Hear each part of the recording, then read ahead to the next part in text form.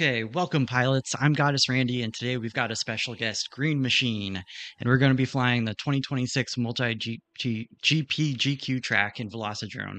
God, that's a mouthful. So grab your sticks and lock in for another fun track. Green Machine, why don't you introduce yourself to everybody? Hey everybody, I'm Green Machine. I'm from Wisconsin in the USA. I've been flying for about 4 years now, a little over 4 years. And I mainly do racing, a little bit of freestyle in real life sometimes. And I'm happy to be here. Awesome.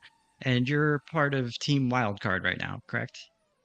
Correct, yes, I'm on Team Wildcard on the Drone Champions League. I just joined, and it's a little nerve-wracking being part of this, but I'm really excited, and I'm ready to fly some pretty sweaty races. Nice. Yeah, I know quite a few pilots from the Drone Championship League, and there are some sweaty pilots in that league, that's for sure. Um, I haven't spent a lot of time on DCL this year, but the a couple years ago now, I tried doing one of the drafts, which fortunately I didn't get selected for any of the teams, but from what I heard, they only selected a couple people, and I was in like 13th place or something like that. Yeah, the draft is pretty tough. I don't think a lot of pilots get chosen from it. I know a few of our pilots were chosen from the draft. Nice. How did you end up in it? Was it from the draft or was it a different way? I Because I know sometimes actually, pilots get picked up other ways, right? correct, yeah, I unfortunately missed the draft this year. I was actually really stoked for it. I was gonna practice for it and everything, and I just was not paying attention to any of the announcements and on their social media or Discord. I missed it, but Bambi reached out to me. He's like, "Hey, come practice with us, fly with the team." So Nice. I hung out, practiced with them, and they liked me enough to have me on the team. Sorry, I didn't ask if you're ready. I just started a race. Oh no, it's all good. I'm And ready. I wasn't even ready to start it because I'm in the middle of talking while it started. You're a little more warmed up than I am, so it's going to be a little catch up Uh, here. yeah, I've had a few minutes of warm up.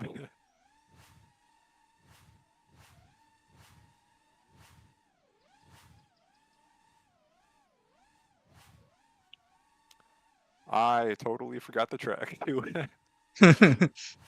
That I missed the gate happens. and I got turned around. Um, have you flown this track in real life yet? No, I would love to. I've actually haven't flown a real life race yet. Really? There haven't really been any like multi GP chapters around me or anything. Have you thought But a about starting chapter your own? just opened up a few weeks ago. Sorry, Oh, what was that? awesome. I was just gonna say, like, have you started one? But now you said that there's one starting up already, so you're pretty much set then, right? Mostly, I need a drone to fly. Okay. Are they So running I open race. class? They're running open class, yes. Okay. I Yeah, think they that's do Prospect 2 at a different track elsewhere in the okay. state. How far do you have to go? Because I know some people like close is relative as far as like there being uh multi GP chapters around. Like when I was in New Jersey, to run pro spec, I had to drive like 3 hours away because the most close Oh local my ones gosh. weren't running pro spec at all. It was all open class. Yeah, so this chapter is 20 minutes from me, which Oh, is that's not really bad at close, I all. feel like. Yeah. Yeah, I've been lucky to have here in Sydney the chapter is about 25 minutes from me, so not much different than what you're It's used to, awesome.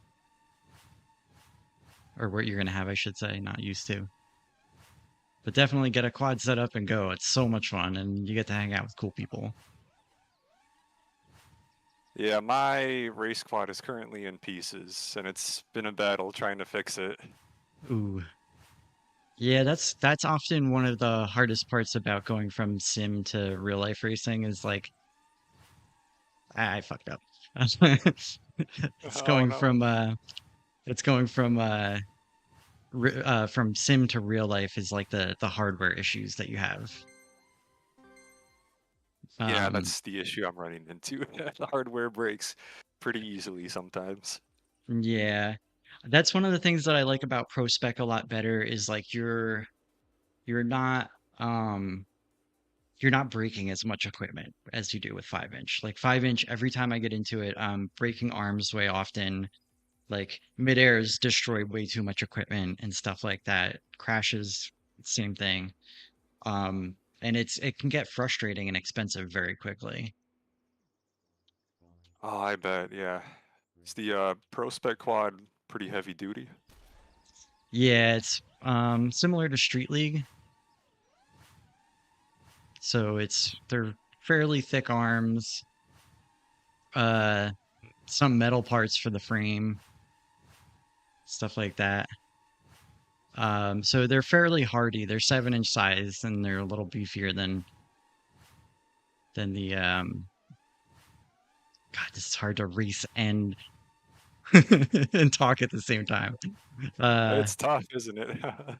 it's not bad when I'm like practicing with like people who are slower, but like keeping up with another fast pilot is actually much more difficult and taxing on my brain.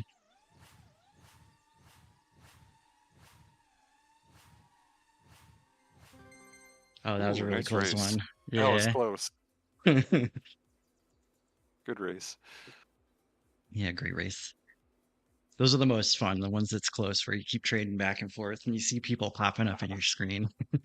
Start to get a little nervous knowing someone's right there on top of you. Sometimes it pushes me to be faster though, so it's like a double-edged sword. Like it's that nervousness and that chance of like colliding with each other, but then also it's like it gives you that little like, "Ooh, I gotta go faster, gotta take it Yeah, tighter." But mid-airs, I bet. Mid-airs is not something I've really had like a chance to run into yet, so I'd be yeah, pretty nervous, I feel like.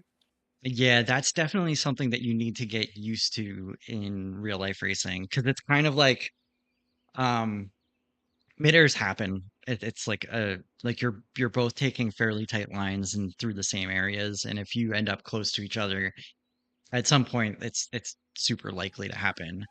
And so it's like if you're in an actual race and you there's a chance for a midair, you have to decide. It's like, do I let this other pilot just take it so I don't destroy my quad and their quad, or do I just say fuck it and go for it? And it's you got to have a little bit of strategy with it because like let's say you only have one quad left or something like that. Like you can't just destroy your quad and be like it's okay, I'll switch to another one. Oh yeah, Um, that's it. so it's like that you may be out completely. But then sometimes you midair someone and they're out completely and you're still going. So who the fuck knows, you know? It's kind of a gamble, I guess. Oh, I just fucking spec launched that. Hang on, let me start over. All good. This went right into the ground. I fucked that up anyway. Went right into the middle of the two gates. I'm bouncing off a couple gates myself.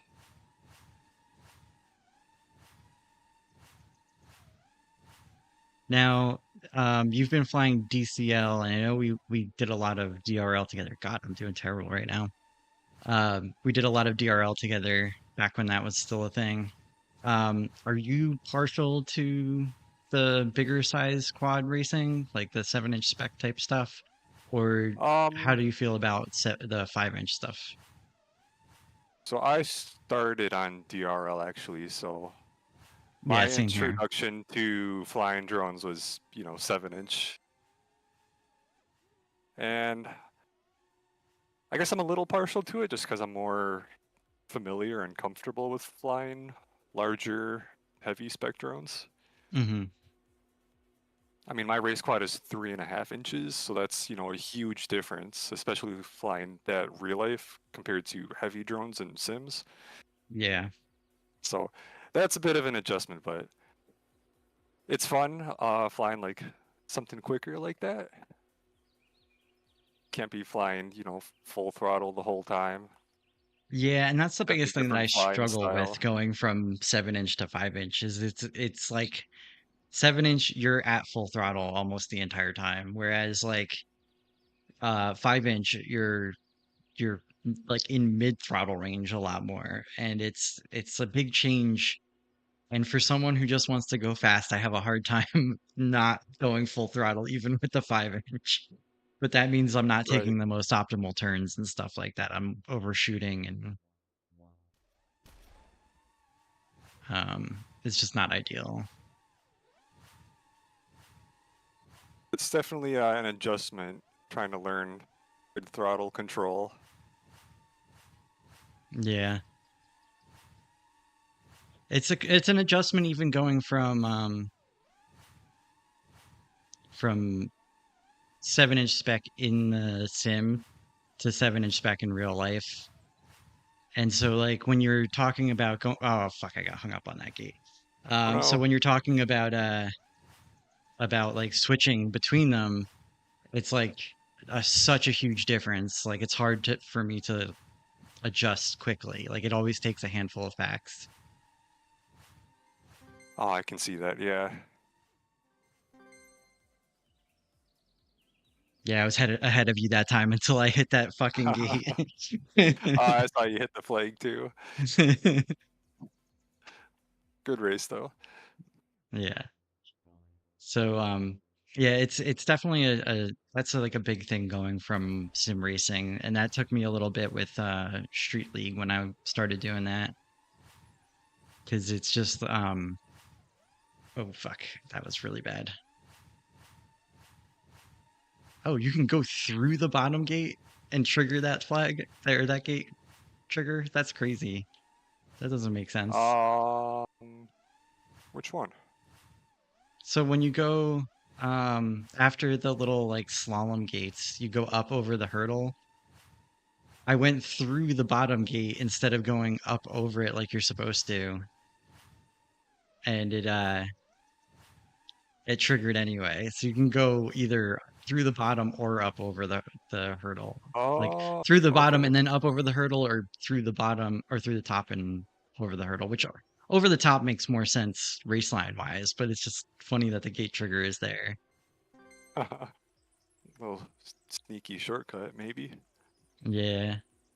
I don't know. You're probably better off going up top, because if you go through the gate, you have to go up and then back down.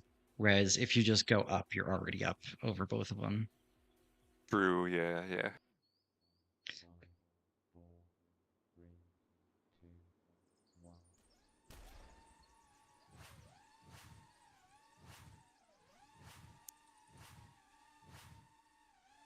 So yeah, my little race quad's in pieces, and I'm learning a lot trying to fix it. But in the meantime, I've been flying my freestyle drone, my 5 inch. Awesome.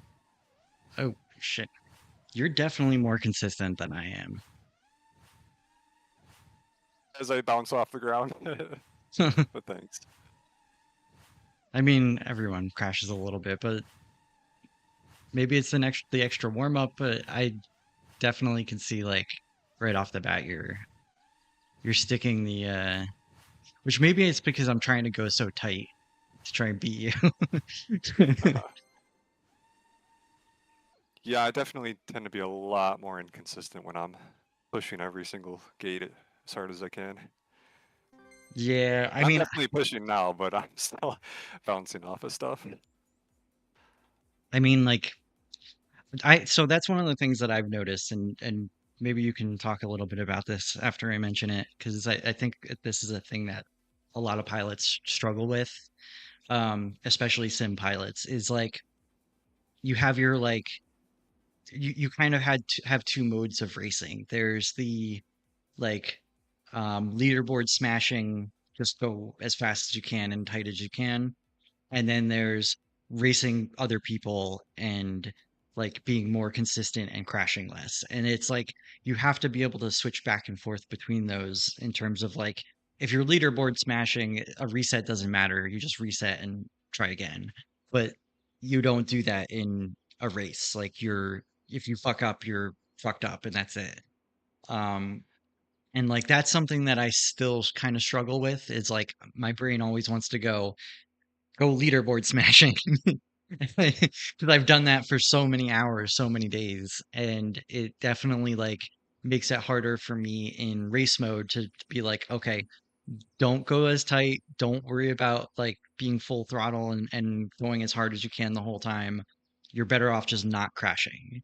And that's like a thing that I think a lot of people need to learn as they go from simulator to racing in tournaments and stuff like that.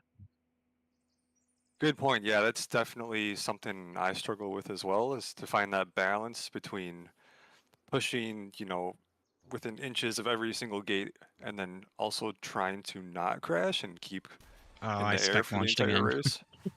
Oops. Okay, yeah, we can restart. Nah, it's fine. Just keep going unless you want to Oh no, restart. I okay. see you on the ground now. Yeah, okay. What do you want to do? You want me to restart it or not? We can just restart, I guess. Okay. I think I need to come up with some kind of etiquette on that. Like I don't want to just restart it on you if you take off and you're good. It's my fault for spec launching.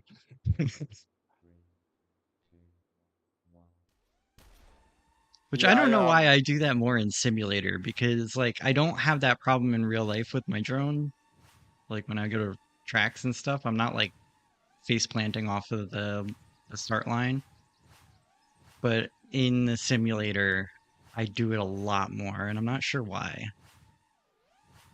I still find myself doing it, and it makes me feel kind of funny. It's like, oh, did I just really do that?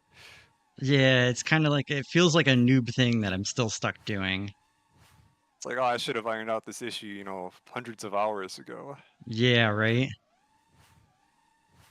So it's good to know I'm not the only one. Thank you.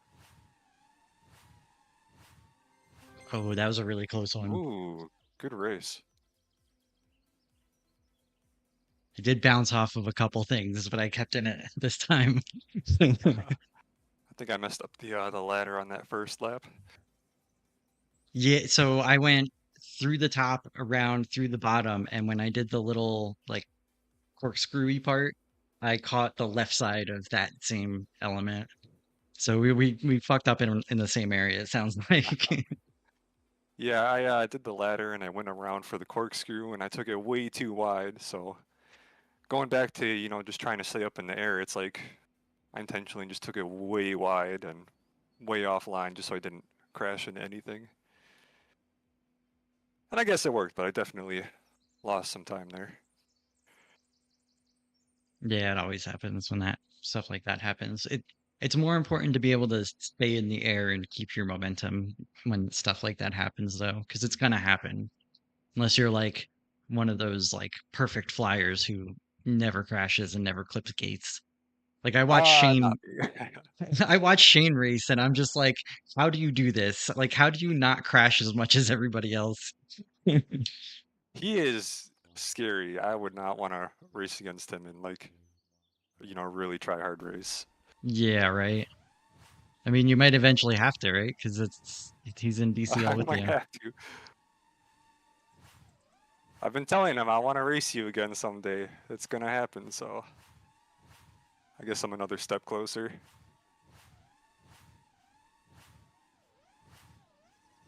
I caught that fucking ladder gate that corkscrew part again. Can't seem to get that cleanly right now. It's tricky with this quad. I still feel like I'm kind of winging it every time I go around for that corkscrew. Oh, I did it again. I can't seem to get it right.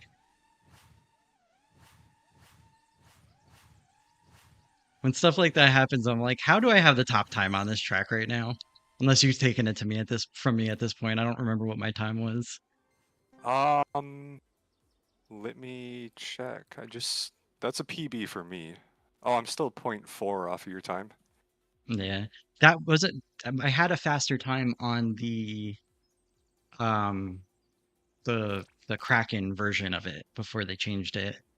Um, Oh, okay. because there were more people that had leaderboard times on that one.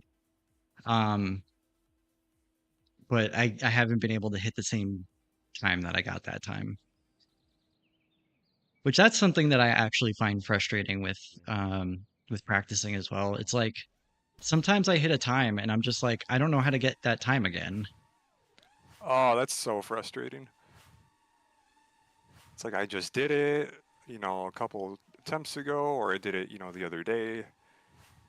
You go back and just can't get it.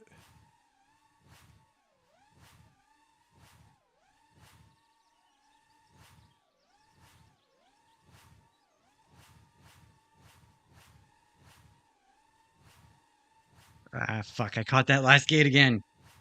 I keep taking that split S wrong. It's like the two spots I keep fucking up. Oh, I'm sorry. I Don't think be I just took sorry. number one. Oh, don't be sorry at all. It's the name of the game. I was Oh, there's the spec launch. Oh, you got the Oh, spec launch this time? yeah. You want me to restart it? I can restart it. Or- It's up to you. If you're on a good attempt. Oh, No, I mean it's first lap, so it's not that big of a deal.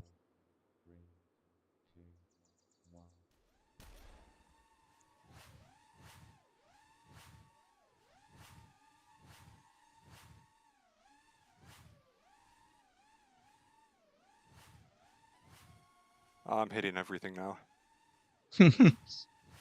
It's your turn to fuck up a bunch. Yep. Good, I need to pass some of that luck off to you. Just kidding.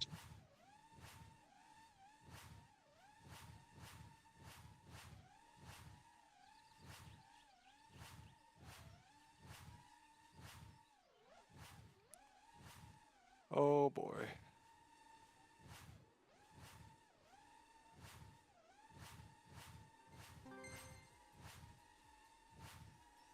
I'm a little behind. Yeah, Good that's time though. okay. Nice. Thanks. What is your fastest time right now on it? It's Um, 45.7. Okay. That's a pretty good time. yeah, and I you think were at that's a. close to I think that's close to where I was before they like wiped all the times out on this track. Okay. Yeah, your current PB isn't too far off of that.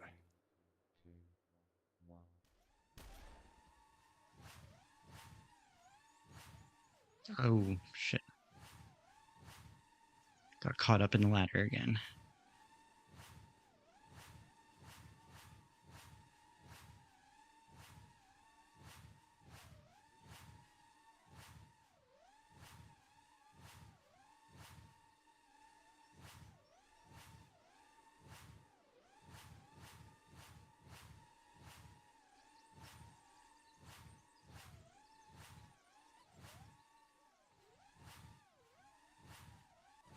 It's gonna be close. Yeah, whoever crashes first was going to be the loser. I think that's me. There's a Dang, 46.9, okay. so There you go. getting closer to that top time of mine. Still got a little bit to go before your top time though. You're still warming up. Yeah, I guess you can say that. I don't know if you ever if you experience this, but I always like I have this like warm up period where I'm getting better, and then like I get to a point where like I kind of plateau, and then all of a sudden like my times start dropping, and I'm just getting worse and worse. And I don't know why um, that is, but like it's very frustrating for me when I'm practicing. I I mean, definitely understand that. I'm the same way. anyone that's watched my streams at this point knows that that's something that happens if they watch from beginning to end because it's like there's no like I will get to a point where I'm getting PB, and then all of a sudden nothing for the rest of the stream. And I'm just like, I know I Can't can do it. I'm quite get so there close, but I again. keep fucking it up. Yeah, I have the same issue. I warm up a bit, then I have like I'd say like an hour or hour and a half of like really solid flight time. And then from there, I just kind of like start bumping into everything and running a little bit slow. I think it's kind of frustrating because, like, yeah, I was just flying pretty well, I feel like. And I Yeah. can't quite get there, but I'm still not flying too bad, so I keep trying and keep trying, and it gets frustrating. Sometimes I just gotta call it quits. Be like, well, I'll come back later.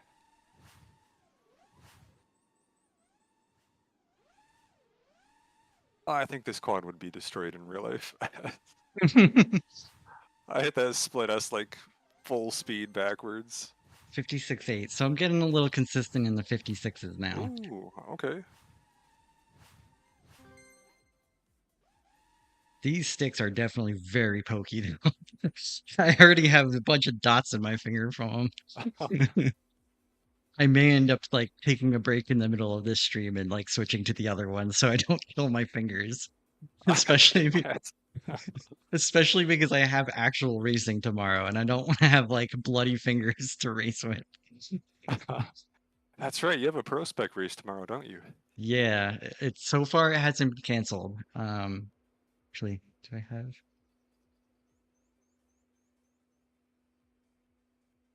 Will it possibly Okay, they cancel because actually of weather? they just announced that it's definitely on. So yes, I definitely have a race. Ooh, awesome. Yeah, the weather's been kind of shit the last few days, so they were kind of like they don't. Part of the problem isn't even the people who run the race. Like a lot of the time, they want to run the race, but there's a council that owns like that oversees the fields and land that we practice on and race on.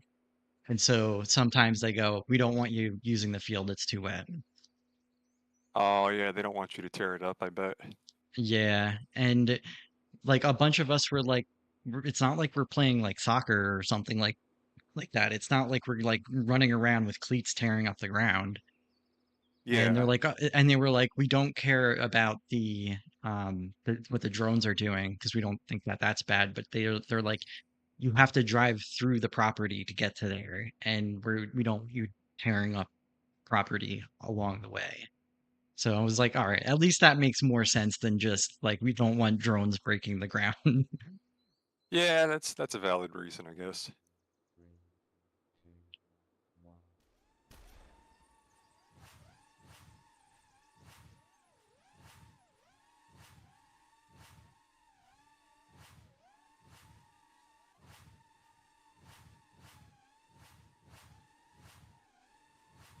Oh, I hit the start gate.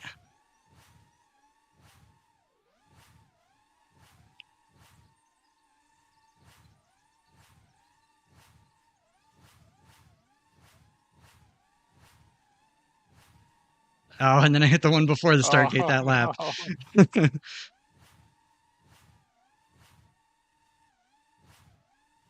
My nerves racing against people definitely like especially in the sim racing more so. Like I've gotten a lot more used to it with the real life racing because it's a little less like people fly a little more conservatively in real life than they do in the simulator.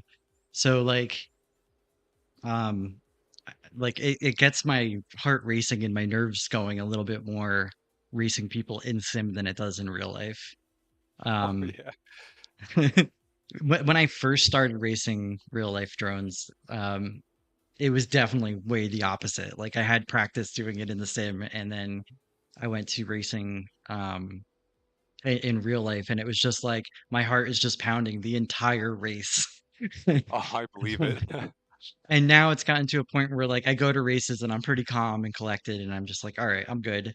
And then like, but still in the simulator, I get that like heart racing anxiety feeling, like tenseness as I'm flying. Yeah, I used to get really nervous in sim racing, like to the point where like I would almost be shaking. I've seen that with So some I've gotten pilots, that under even in real control a bit. life. There's one pilot here that like actually there's two pilots here. One of them's like a really sweaty like IRL pilot, and he's like I have footage of him from the one race. You just look at him and he's shaking the entire time, like his whole body. And you're Oh just like, no. what the fuck, dude? Like, are you on like something? Like, are you on Adderall or something? I don't know what's happening. And then the other one, he's not quite as fast, but he's still a really good pilot. And he 46.7. Yeah, I'm pretty consistent around Ooh, that area now when I don't nice. crash. Yeah, Um, good so race. yeah, good racing. So the other one, someone posted a video up of him because like his hands specifically get so shaky when he races, and like it legit looks like he has Parkinson's or something. And so that Does was he the have a reel that yellow transmitter? um Because I saw a video recently of someone with a yellow transmitter just absolutely just shaking the entire thing as they were flying. it's possible. Did it actually say in the video like he has Parkinson's? Because he doesn't actually, but people make fun of No, him that's for not what it. I saw. No, Oh, like that's they rough. yeah, they legit recorded him and that was the post on Instagram was like flying as a pilot with Parkinson's and he doesn't have Parkinson's, but they were just ripping on Oh, him. oh, rough. Kind of funny, but He has ouch. a good humor about it, but it's still kind of fucked.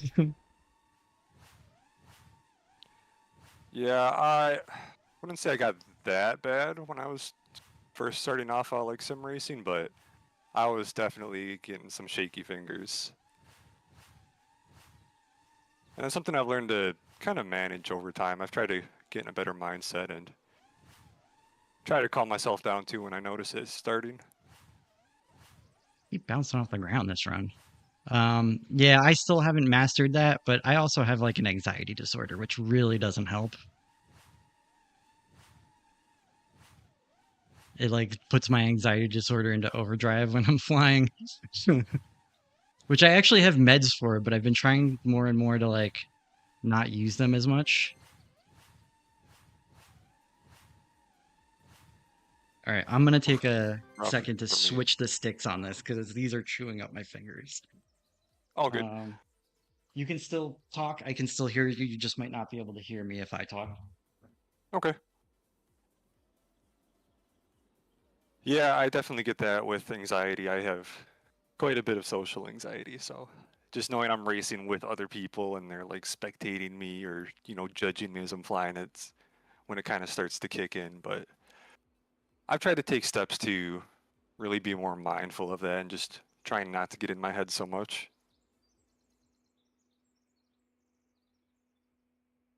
And just being on DRL a lot, like running all those multiplayer lobbies, the weekly tournaments, that really helped me kind of get a hold of things, I guess. Yeah, that helped when they were running them all the time. I don't get as much of that. You probably get it more with being in PCL now than I do in The Sims. Um, oh man, my whole stick is starting to come loose on this. Might need to buy new gimbals soon. Oh no.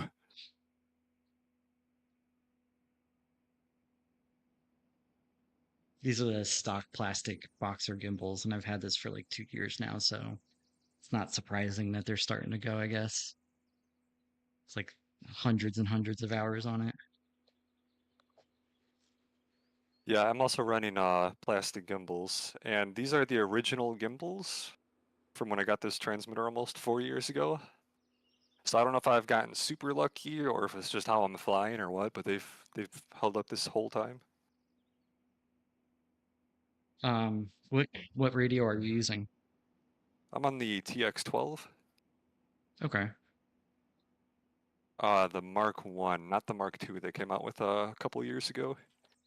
All right, you're on the OG one. Yeah, Yeah, I've OG been on the through OG. OG on the OG. There you go. So I've been through a few different radios over the years, and I started on a QX7, which was not great for racing originally. Like the polling rate on the gimbals and stuff like that was really slow, so it was like a definite disadvantage using that. Um, so that go moving from that to the Boxer was an upgrade, Oh, for I bet sure. that's a huge upgrade, yeah. And then For a little while, I switched over to using a Jumper T20, which honestly was my preferred radio for a while. Um, just because the size is a lot smaller, it's lighter weight, it's easier to pack in a bag and everything like that. Um, the problem was the gimbals on it were fucking awful. Um, I bent Uh, I bent because the problem was the like the Boxer and the T12, they have the M4 size gimbals, like the actual stick on them. This had an M3, but then when it actually went into plastic part of the gimbal, it was closer to like somewhere between a 2 and a 2.5. So it was really thin, and with the way I fly with the throttle stick like pinned up against the top, I was just bending them. oh, So I that was believe it. Yeah. so that was kind of trash. And then I actually swapped out the gimbals from a Boxer because someone upgraded their Boxer, and I was like, "What are you doing with the old gimbals?" And so they gave me their old gimbals from a Boxer when they switched to the Oh, metal nice. ones, and I put those in it, and I used it for a while on that. But then I was at a race. It was a nationals race in Street League, and thankfully I brought both of my transmitters because I had the Boxer and the T20 at the time. Because in the middle of a race, the T20 just stopped transmitting, like the transmitter in it died. Oh, no A- way. And so like it was connecting on the race line, but as soon as I started flying away from me, the drone would just drop in RX loss. And it was Wow. awful. And I was like, oh, okay, well, this is not a radio that I'm going to use anymore.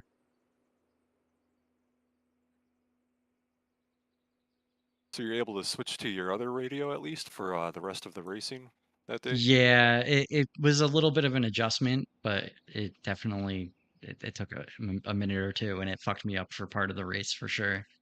Oh, yeah. Hey Wolf Dean, how's it going?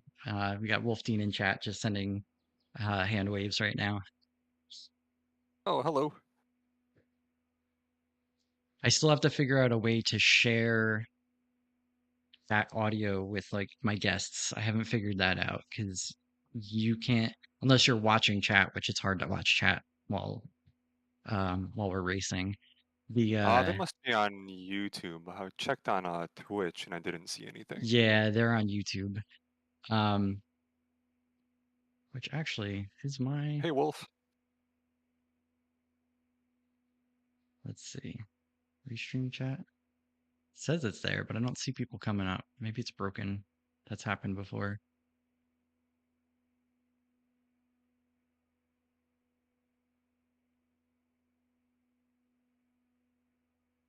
Oh yeah, there it goes. Now it's working.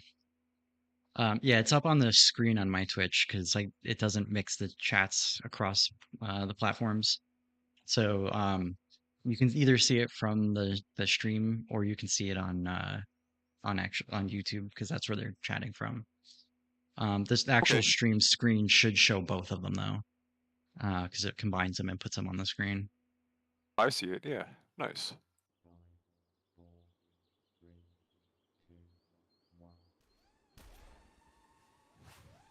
Oh, now it's gonna take a minute to get used to these stick ends.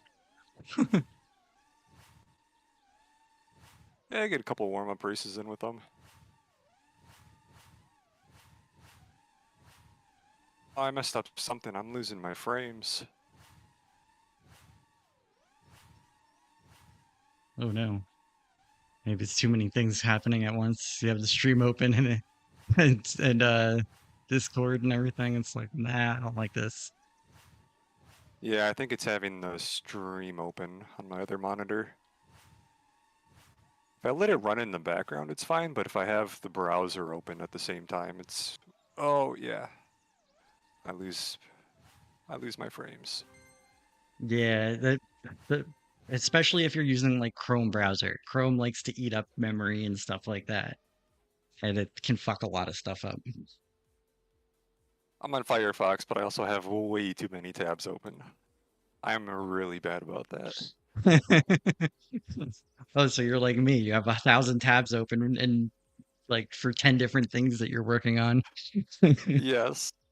It's like I'm keeping this open so I don't forget about it. I'm going back to it, and then I totally forget about it. Yeah, I end up after a while I just go through and close a bunch of them out and I'm like, all right, if I haven't looked at these in like 3 weeks, I'm not gonna look at them anytime soon. But that's part of why when we first started, I was like, all right, let me close out a bunch of stuff so that it's not taking up resources on my computer. And that was one of them is the browser.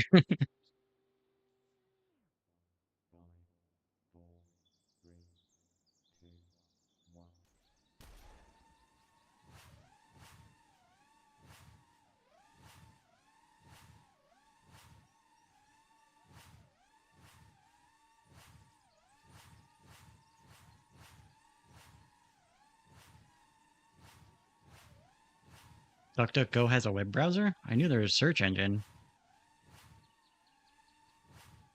I never knew they had a web browser. Yeah, I Oh didn't think that was the no. thing. Would you crash on? Just cutting a gate too hard, like in the hurdle section. Okay.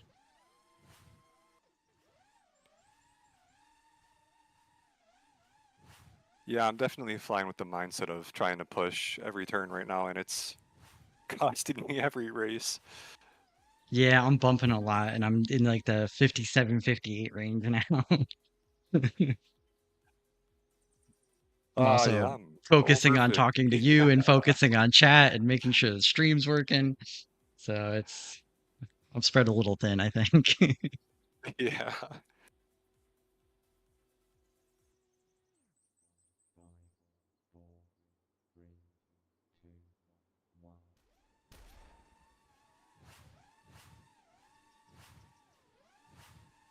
Oh, I bounced off that.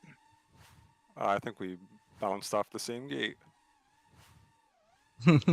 Well, good thing. Maybe I still have a chance then. Still see you ahead of me, so I think you made out better on that.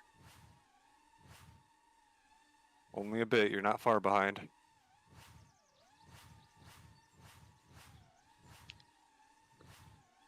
Keep taking up all of my vision. That was the last race. You were just in my face the whole time.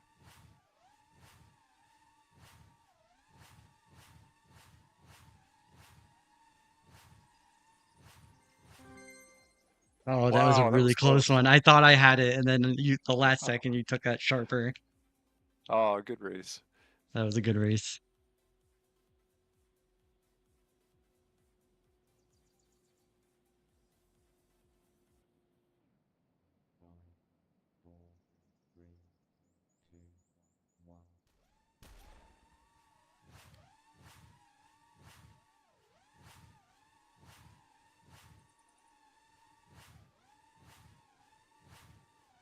So when you're practicing, how do you pick your race lines? Do you do it based off of like what other people see? Do you have like a set of rules that you go by? Like how are you thinking about race line, or are you not thinking about race line? I don't know how you operate pilot wise. The first step is learning the track. Yeah. Whoa, I took that so wide. Yeah, I took that So really wide too. I thought you were gonna get me on that. yeah, run the track long enough until I learn it. Enough to like, memorize all the gates and all the turns and everything. It was a Wow, 46 46 2. too. Nice. Yeah. I think that's tied with your PB right now. Good run. Yeah. Still trying to catch your 45-7 though. You're not far off. I know it's getting closer. I think having sticks that like stick ends that aren't stabbing my fingers painfully the entire race is Yeah, helping. not having that distraction. I definitely grip the spikes on the other ones a lot better, but I don't think it's worth the pain It's unless a I can build trade-off a sometimes it feels like. yeah. It's like the pokier they are, the better grip I have, but it's like, ow, it hurts so much more. Yeah, right. Um yeah, it's definitely a trade-off. And I maybe like once I build up more calluses on my fingers, it'll be better. Which I need to I started playing bass again recently and I need to get my calluses built up for that. So it's like I go Oh yeah, from that's one way racing to do it. I go from racing drones to playing the bass And my fingers are just like, what the fuck are you doing to me right now? Yeah, I'm sure those strings chew up your fingers too. Yeah.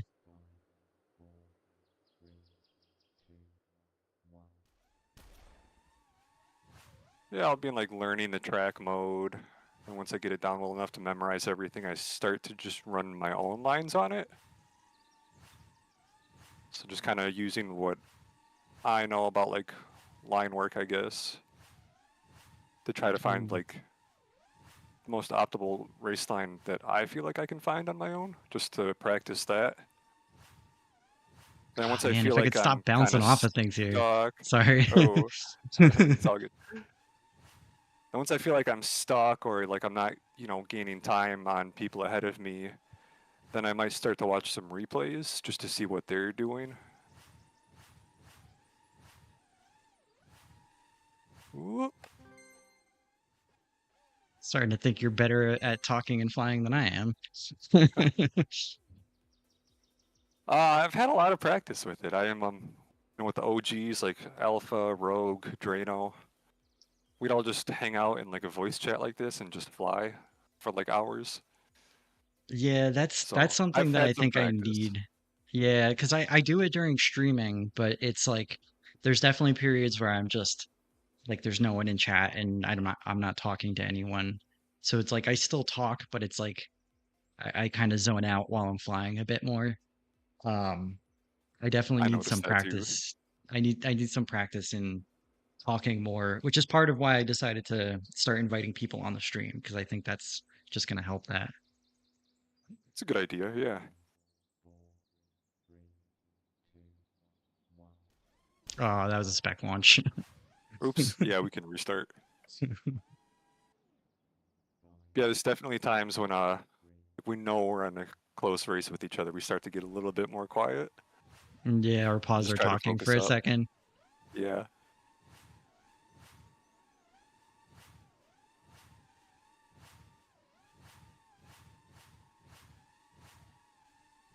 No, I'm not on TikTok. Are you, Green? I'm not, no. I never I got into wouldn't the know what whole. to post on TikTok. I mean, I I'm could not probably much of just a post my content reels creator. and stuff. Yeah, I could post the same reels I post on everything else, but I don't know. I just never did that. I have the Instagram and the YouTube and then my Facebook, and that's I it. Nice. Ooh, 45.9. Yeah, you're getting Kind those of feeling it that run. 45s. Yeah, I have a YouTube that I post on like twice a year. I've been No doing, TikTok, no Instagram. yeah, I've been doing more reels than anything else lately. It's easier to edit them and quicker, and they seem to get more traction than the videos actually do nowadays. Yeah, short form content like that seems to be doing pretty well across like everything these days.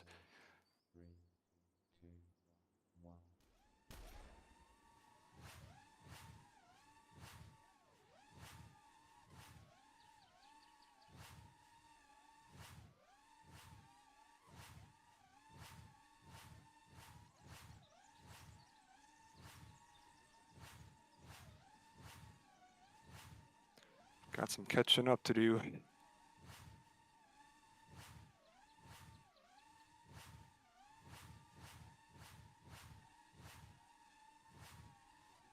Nope, no, it's over. It's over.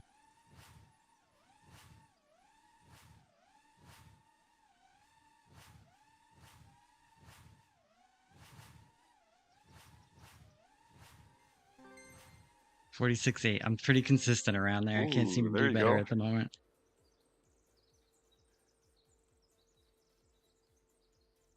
Yeah, my consistency is not there right now. I mean, you're more consistently hitting 45s than I am, that's for sure. I think I've only hit 45 twice now. No, you have, but that's still more consistent than Yeah. me, considering I've hit it zero. I'm consistently around the 46 eights, and then like I drop down to like 47, 48 for a couple races. Yeah, no, 46 is definitely good for a race. I'm definitely not flying it like it's a race. I'm flying it like it's leaderboard smashing. Um, I'm kind of in between. Fuck, I hit everything in that ladder. And it's like if I get behind you from like a mistake, I push myself even harder to try to catch that back up. And yeah, then I start crashing more.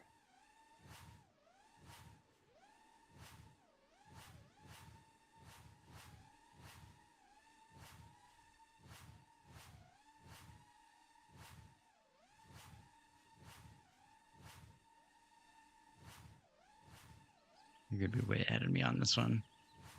Hit like 10 things.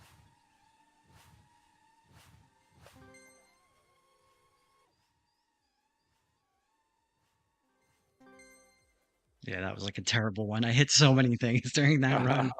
It's just bonk, bonk, bonk. Well, it started with the ladder. I hit somehow every single gate, like multiple Oh times no. trying to go through it. I was just like bouncing between the top and the bottom and the left and the right of different gates. And I was like, I don't know what's happening right now. You get turned around trying to find your way back through.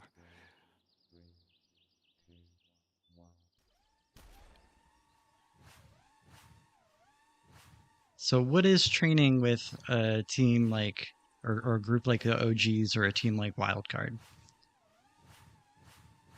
Um, I'd say for the OGs, we basically just all pick a track, and for the most part, we'd grind it just like individually and just do like leaderboard grinding on it. Hmm. Just because you can restart, you can, find ghosts to Oh, fly I hit the against. start gate again. Oh, I was right next to you when that happened. That's not the start gate, the second gate, I guess. I don't know. So yeah, we'd So you pick, all pick one track and then fly it individually sometimes. Then other okay. nights we'd all group up, just run multiplayer races together. And we give each track, like 2 or 3 races or something, then move on. Yeah, I was debating on if we should switch the tracks up a little bit because it's getting a little grind. Oh God, I can't get through this ladder now. Because it's getting a little grindy at the moment. But I'm down for whatever you are. We have to pick a track then if that's the case. I picked this one, so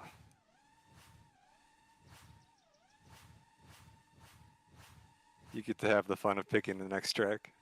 Okay, we'll do a couple more runs through this one, and then Oh, I'll, I'll I'll think about what track to pick because I've been doing a bunch of different tracks lately. So I think I kind of have one in mind.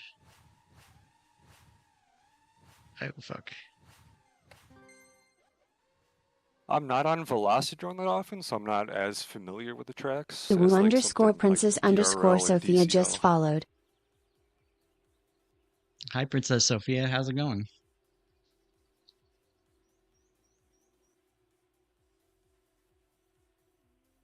Oh, thanks, Sophia. It's nice of you to say.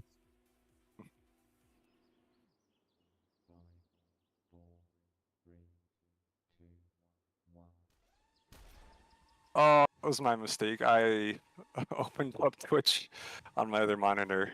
Now I lost all my frames again. No, we can start over. Let's start over and make it a fair No, race. uh, It's still I'll first lap. minimize that. If you did it in the third lap, then I'd be like, you're screwed now. I caught it, like I recognized it during the countdown. I was like, oh no, it's too late. It's not like we're racing seriously anyway, so I'm bouncing off of everything. So I'm not too worried about it.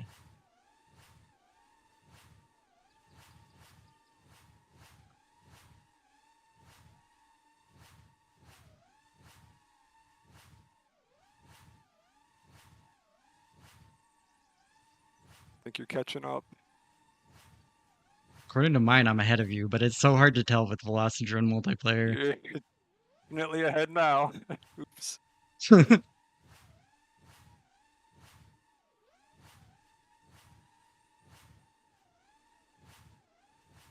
Yeah, latency doesn't make it easy on sim racing to tell like if you're ahead or how far ahead you are.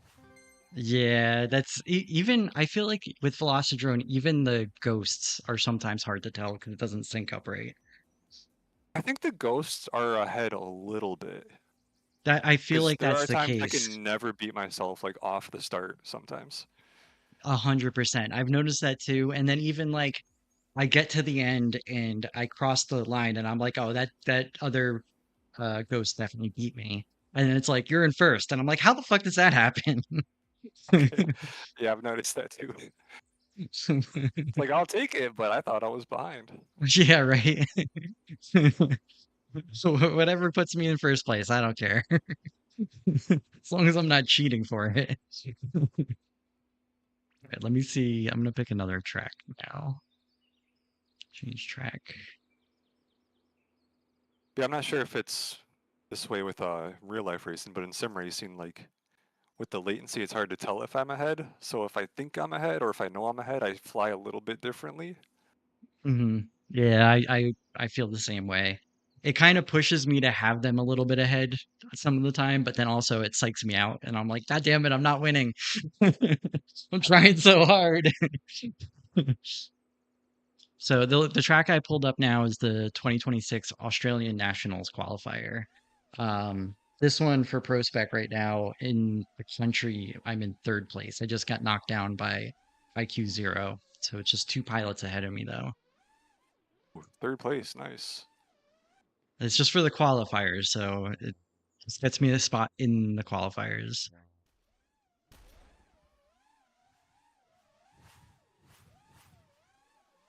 Oh, I forgot it's Yeah, up, kind not of like down. ladders around, Yeah, then I'm trying to remember what up it is through the too. dive gate. 180, then a roll or a spiral, whatever. And then it's up over and around through.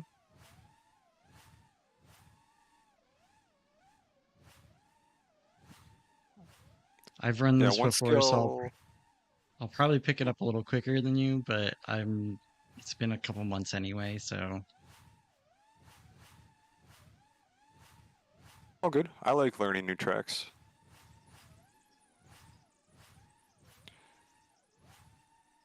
Definitely trying to work on my skill of paying attention to the cones on the ground. yeah, I Coming am from not other great at sims, that. it's not something I'm really like used to because there's a nice convenient race line to do it all for you.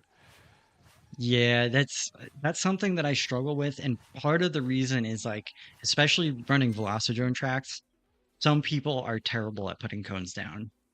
Like the last weekend when I was streaming, I think it was last weekend, there was a track and you went through like there's a ladder in the middle, but you were going through and making turns from it like in two different directions. So you went through the top and made a sharp right, and then you came back through and made a hooked right through the bottom one, I think, and then you go back through it again to get back to the start of the track. And so there was just like five different lines coming from this one ladder in the center, and I was just like, I don't know which ones I'm supposed to be following ever. Jeez, yeah. Oh, that'd be frustrating.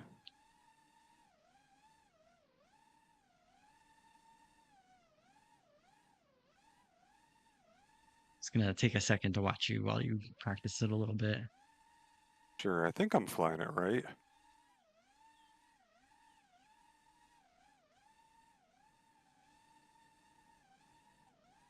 Like a little slalom there. Yeah, you got it. Okay. I like to I think don't I'm think good there's at any false learning triggers. tracks quickly. That's something that I've And I gotten a forget lot that. better at, but I still struggle with to some degree. Like it takes me like a handful of like passes before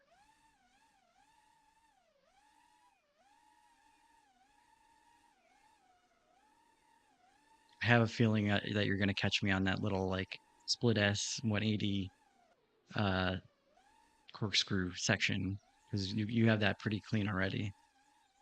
Thanks. This part right here. Yeah. Whoops. Gotta remember to go high there. Coming through the start finish gate's a little awkward. Whoops. Yeah, that is. That's been one of the complaints that I've heard from a lot of pilots, even when we're running this in real life. That It's a right little there, that tight. section. Yeah. Which this wasn't made for Pro Spec. They're just running it for the Pro Spec qualifiers too. It was made for Okay. the with the 5-inch open class in mind for the qualifiers for Australian nationals. But it's definitely like tight um on a 7-inch quad.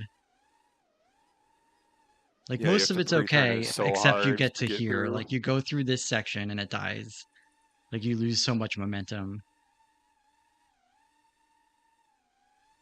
All right, well, yeah, it's my lunchtime too, but I'm gonna be streaming for a bit. Where in Australia are you? Before you go, if you don't mind. I'm in Sydney right now.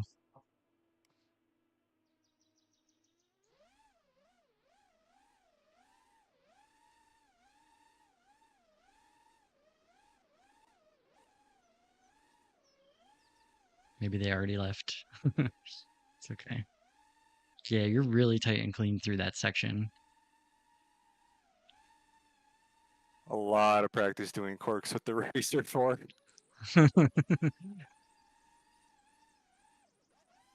As I crash. That All was like eyes my on favorite you, and thing to then you. do on BRL was really more technical tracks. I love the more technical stuff. I have a easier time with that than like the straightaway like sections where you're just you got to keep the right line and keep straight or not touch the sticks. Um, and then like cutting my momentum after those straight lines, I still struggle with.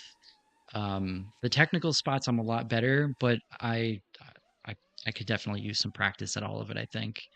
I mean, not being able to race for like almost a year between when I decided to leave the US and getting to Australia definitely hurt a lot. Oh yeah, it's a whole year just gone. As far as like Yeah, stick pretty time much. goes. Yeah, and like when I got back to it, I felt like I lost so much, and it's been like I feel like I'm just starting to get back to where I was when I stopped, which sucks. Yeah, if I'm off the sticks, for a couple of weeks, I feel it. I can't imagine like a year. That'd be rough.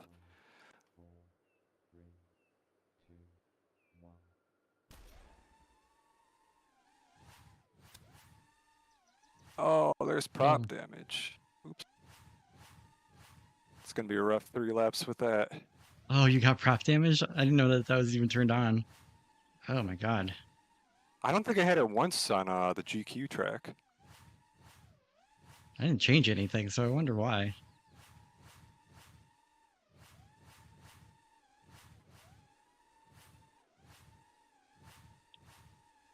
I fucked that all up.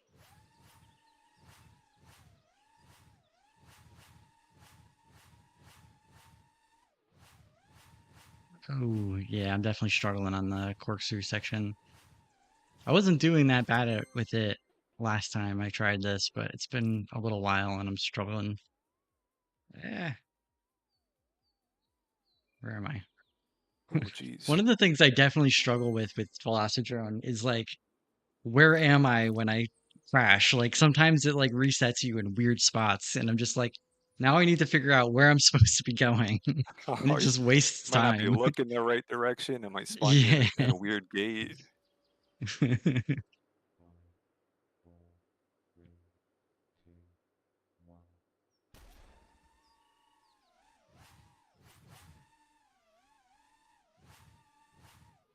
Oh, I went the wrong direction on that. I don't know how. I mean, I know how. My brain's not working the way I need it to. Oh, mine's not either right now.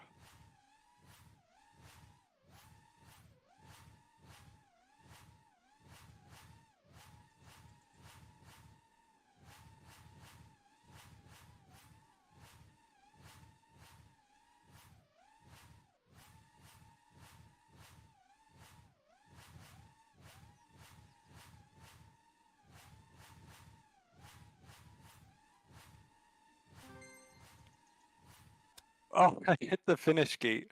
Oh no. Oh no. That wastes so much time. It's frustrating.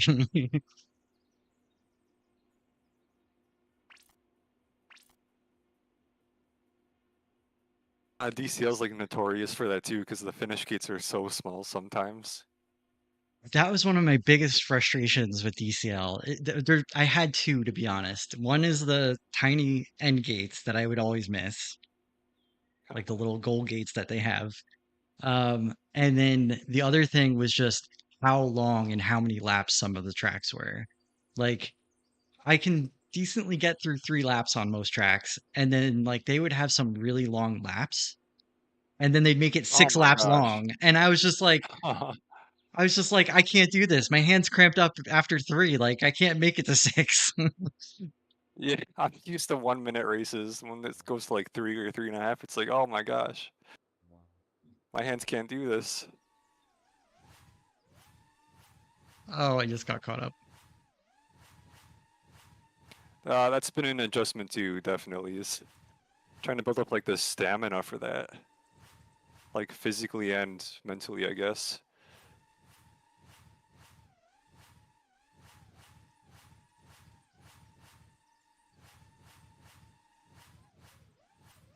I feel like I'm very wobbly through this.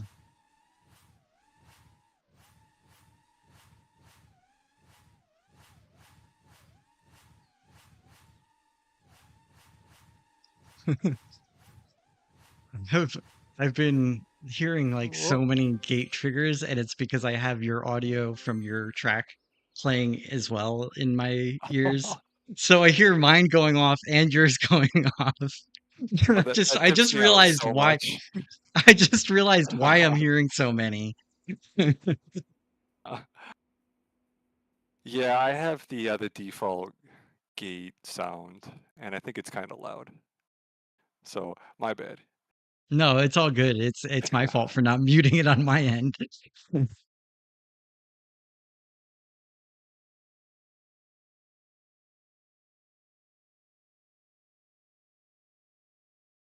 Oh my god, that bounced me into the ground. You had a really good start though. I was definitely behind you there. I mean, I've had some practice on this, and my best time is pretty good, but I'm like bouncing off everything today. It's the pressure you're putting on me, god damn it. Got to keep you on your toes. Yeah. Oh, I keep catching these gates. I mean, I'm definitely pushing, trying to stay ahead of you. I know if I make any wide turn, you're going to be right there. Yeah, except for I keep hitting gates. If I can stop hitting the gates, I'd be on you like anything. I just can't stop hitting gates right now. Wow, your PB is crazy good. Yeah, I put some time in on this one.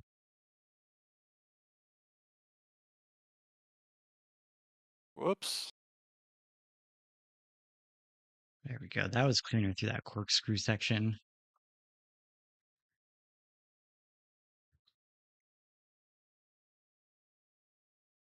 That slalom's tricky. Yeah, it is.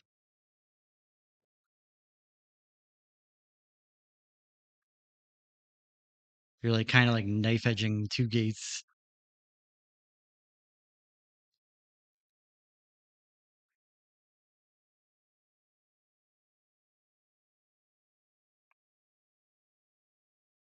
Oh, it's going to be close.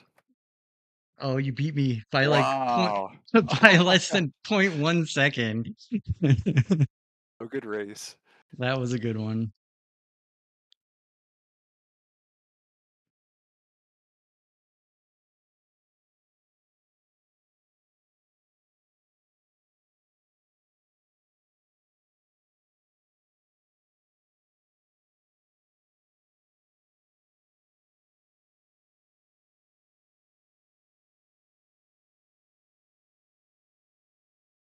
Oh, I hit the gate.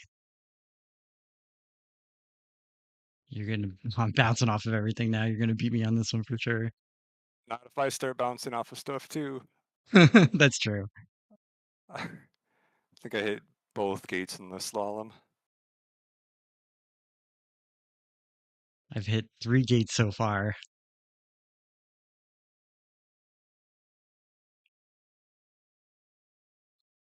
Oh, you got a 42. Nice. Thank you. Jeez, I'm still almost 4 seconds off your time. So You've been cooking. this is one of the things that I've been very frustrated with. So you see my time there, right? And I Yep. feel like if I don't continuously practice the same track, reaching that time is like really hard and being consistently at that time. So like right now I've moved from like between probably like 30 tracks since I did that one. And I get decent times on all the tracks if I grind it for like an hour or whatever. But then like the next time I go back to that track, I feel like I'm so far off from my best time. And it's almost like my practice doesn't stick for some reason. Like No, I it get does that. obviously, but it's like it's a very frustrating part of this where like I come back and I'm like, why am I not anywhere near where I was, you know?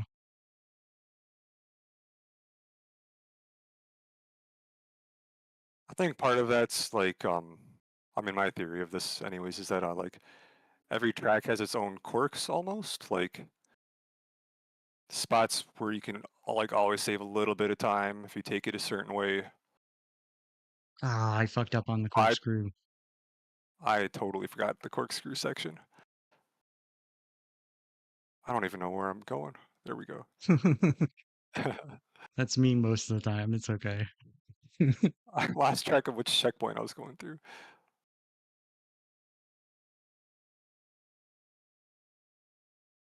I did So it I'm again. sorry. Well, so what's your theory on it? Because Oh yeah, I got sidetracked by hitting yeah, we everything. both got My bad. sidetracked hitting stuff. All right, I'm not always the best at talking and racing. It's all right. It's Like when you definitely a run a learned track. skill. Oh yeah, I'm still working on that. When you spend like an hour on a track, 2 hours on a track, you start to learn like every single turn super well. Like Mhm. the exact line you want to take, like the different techniques or lines you can take to shave time off. And it's like easy to forget some of that really, really small stuff when you're constantly flipping between tracks. So, at least in my experience, I've had like the same issue where I need to run a track for like a super long time to even get close to my personal best again. All right. At least I don't feel so alone in that now. Because that's been like a frustration. I'm like, does everybody have this or is it just me? Oh, I clipped the gate. I think some people are definitely better, like they can pick it up a lot quicker again, but uh yeah, I got to spend a lot of time sometimes. Or I have to go back and watch my replay to like see what I was doing differently.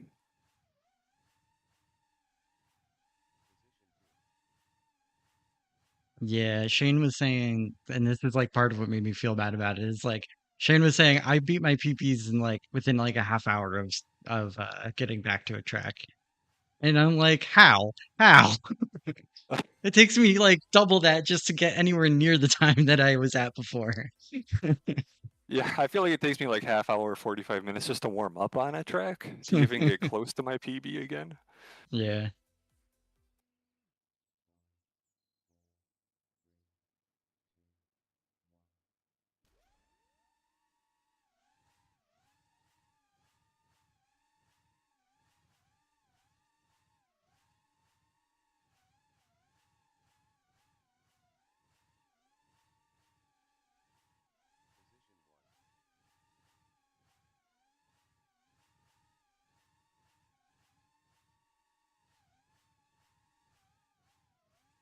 Ah, get out of my face.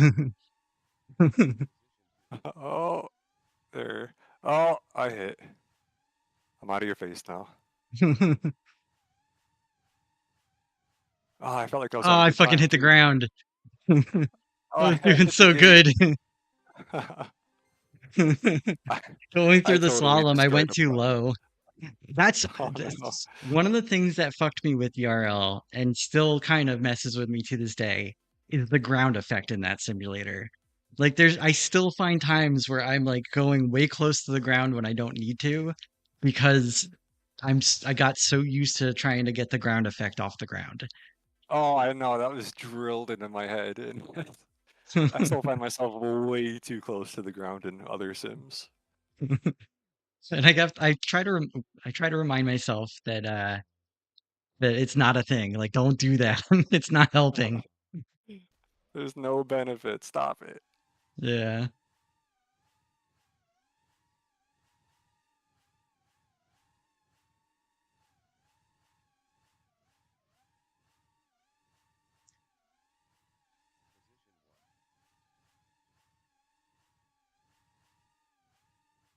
Oh, I did this corkscrew wrong again.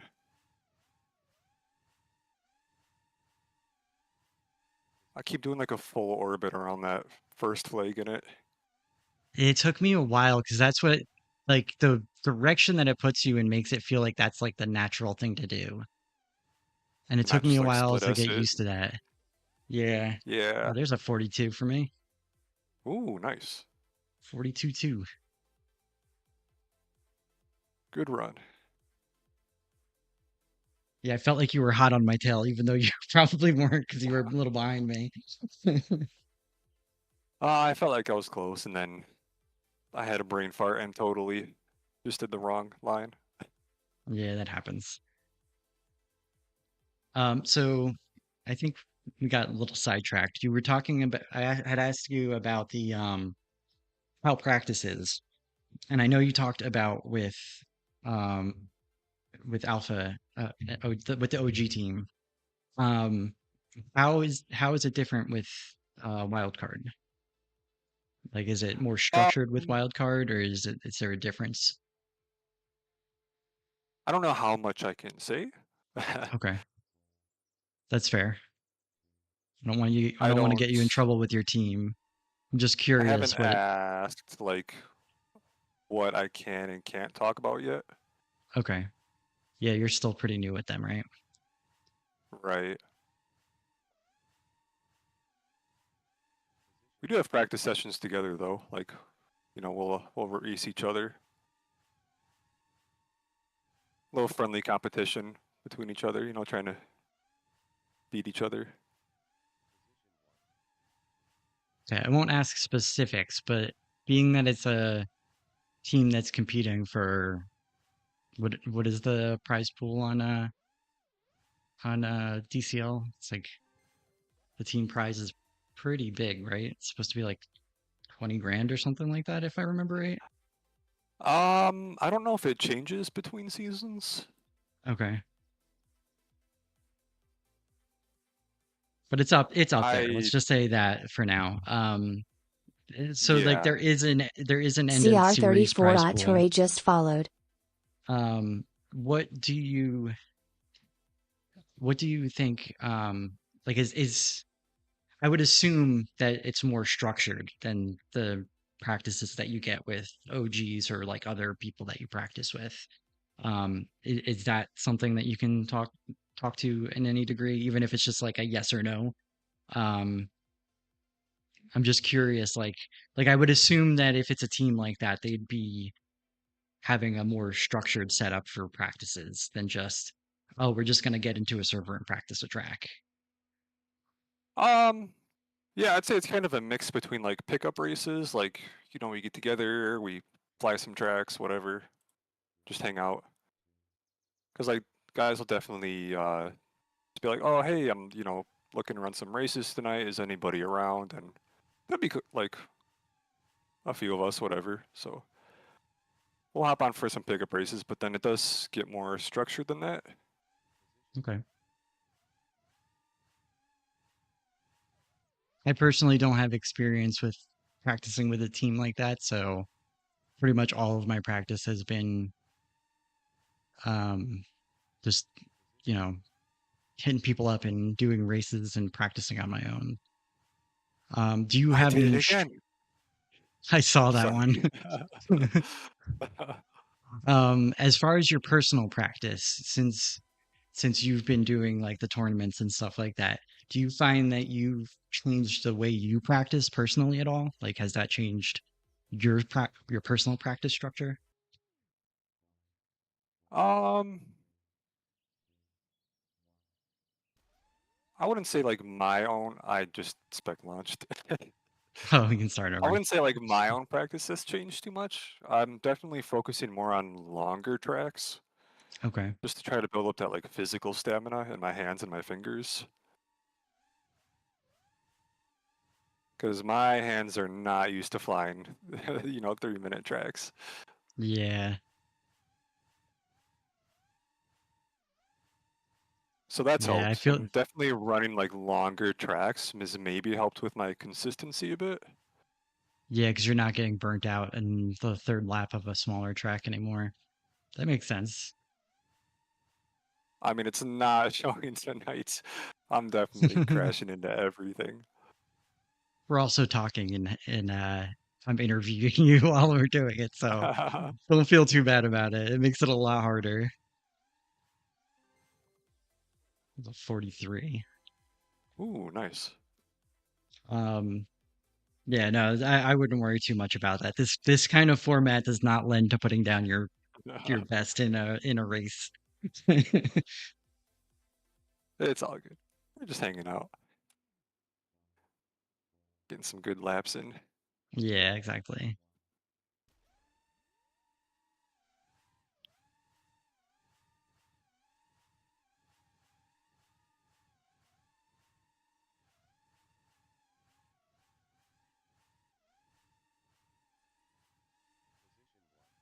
And with the OGs, it's like not like a super serious team. It was like Right. kind of more just, group of people flying together. Like I just ran into Alpha and Rogue like so frequently in DRL, and we're all kind of like learning how to fly at the same time. Like they know each other in real life, so That's another that's where the 42. That wasn't OGs bad. come from. Oh, But we've okay. been flying together for so long. It's like, hey, just want to fly with us, whatever. So it was like super informal. Okay. It was more Yeah, just a it's friend group with like a team name in quotes, I guess. yeah, that makes sense. I mean, from seeing you guys race, it definitely seemed like a like more of like I haven't had that personally in drone racing, but in like way back when I was playing Counter Strike all the time, I had a group of friends that I practiced with regularly, and we got pretty decent. And it seemed more like that from talking to you guys than like a real sweaty, serious team that's trying to like be like super pro or some shit like that. Although I don't know, Yeah, like you guys were definitely like some of the top pilots that when was we were like all kind racing of in the DRL. mindset though. Yeah, it's like we all get along together pretty well, and we just hang out, talk, shoot the shit while flying. But it's like we're also trying to push each other a little bit, just trying to beat each other's times and everything. We all come from pretty competitive backgrounds too.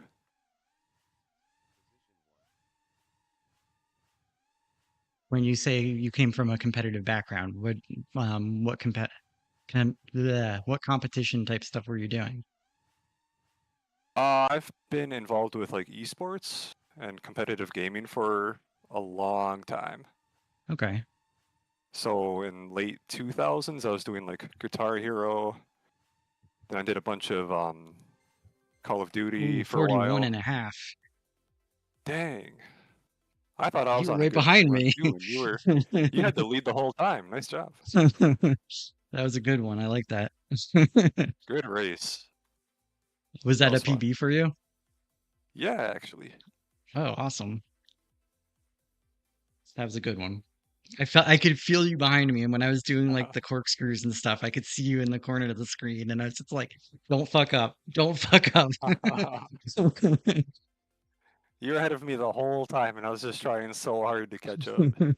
You did a good job. I mean, only 0.2 seconds behind me. That's pretty close in sim flying, yeah. Yeah. Yeah, I did Call of Duty for quite a while.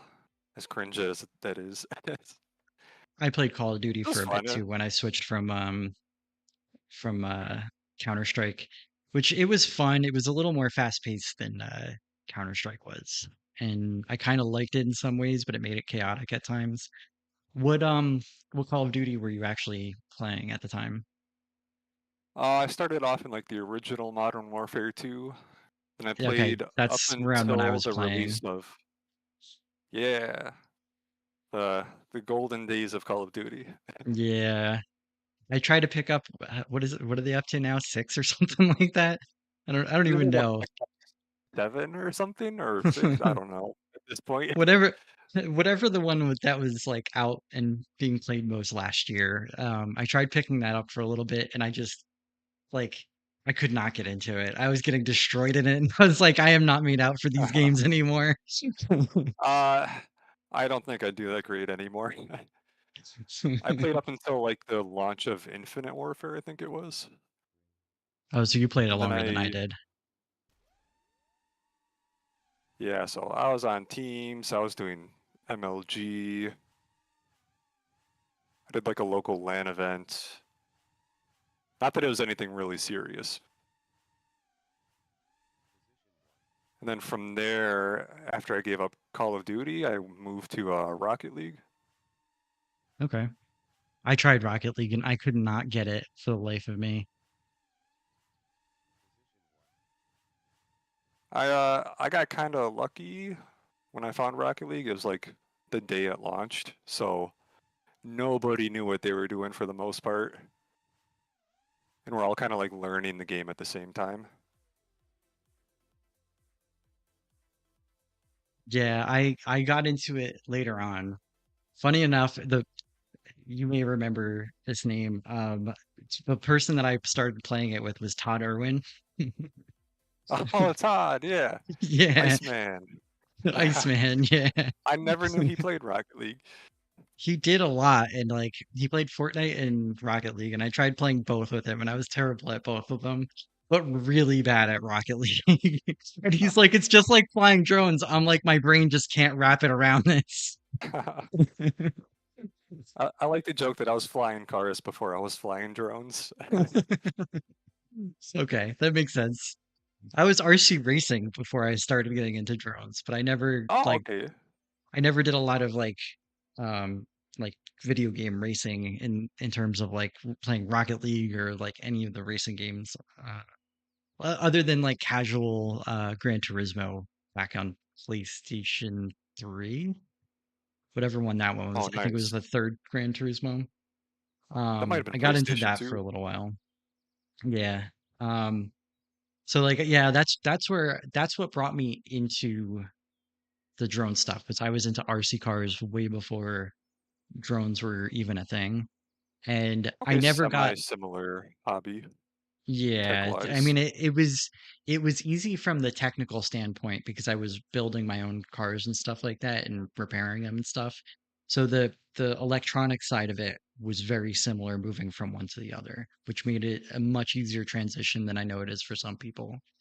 Um, So that I was never really competitive in it though. Like I went to tracks and raced people, but like I never got like in if I went to a competition, like I was so far at the bottom that like it wasn't even worth mentioning. And it honestly was because I wasn't trying. I was just enjoying the hobby for what it was and being around other people.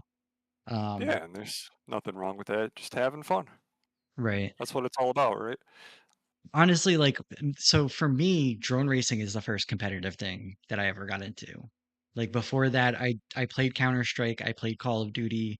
We went to tournaments, but it was like always just friend groups not trying very hard. Like we weren't like crazy ranked ever or anything like that. It was just us going and having fun and like traveling around to LAN parties or whatever. And Oh, sure.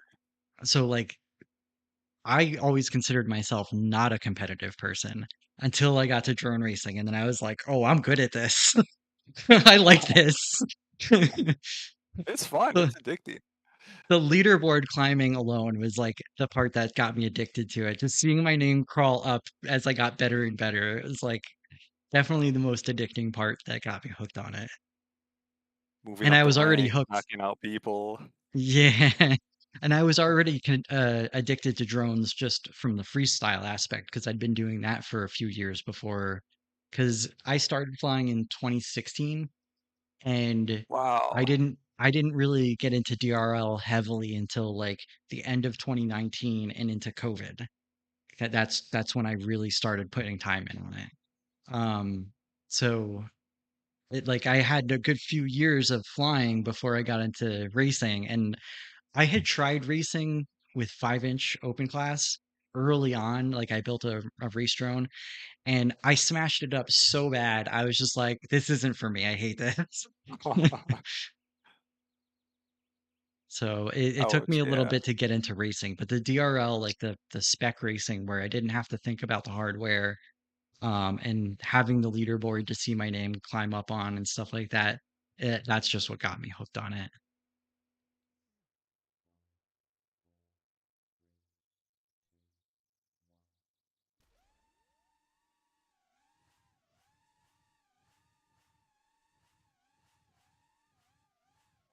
Oh, I bumped the top.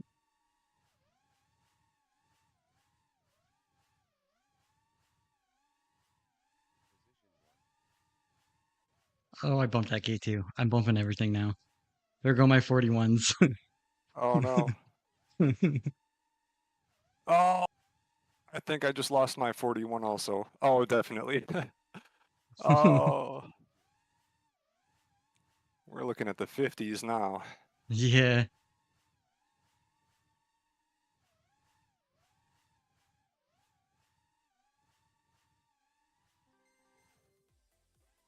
A good race.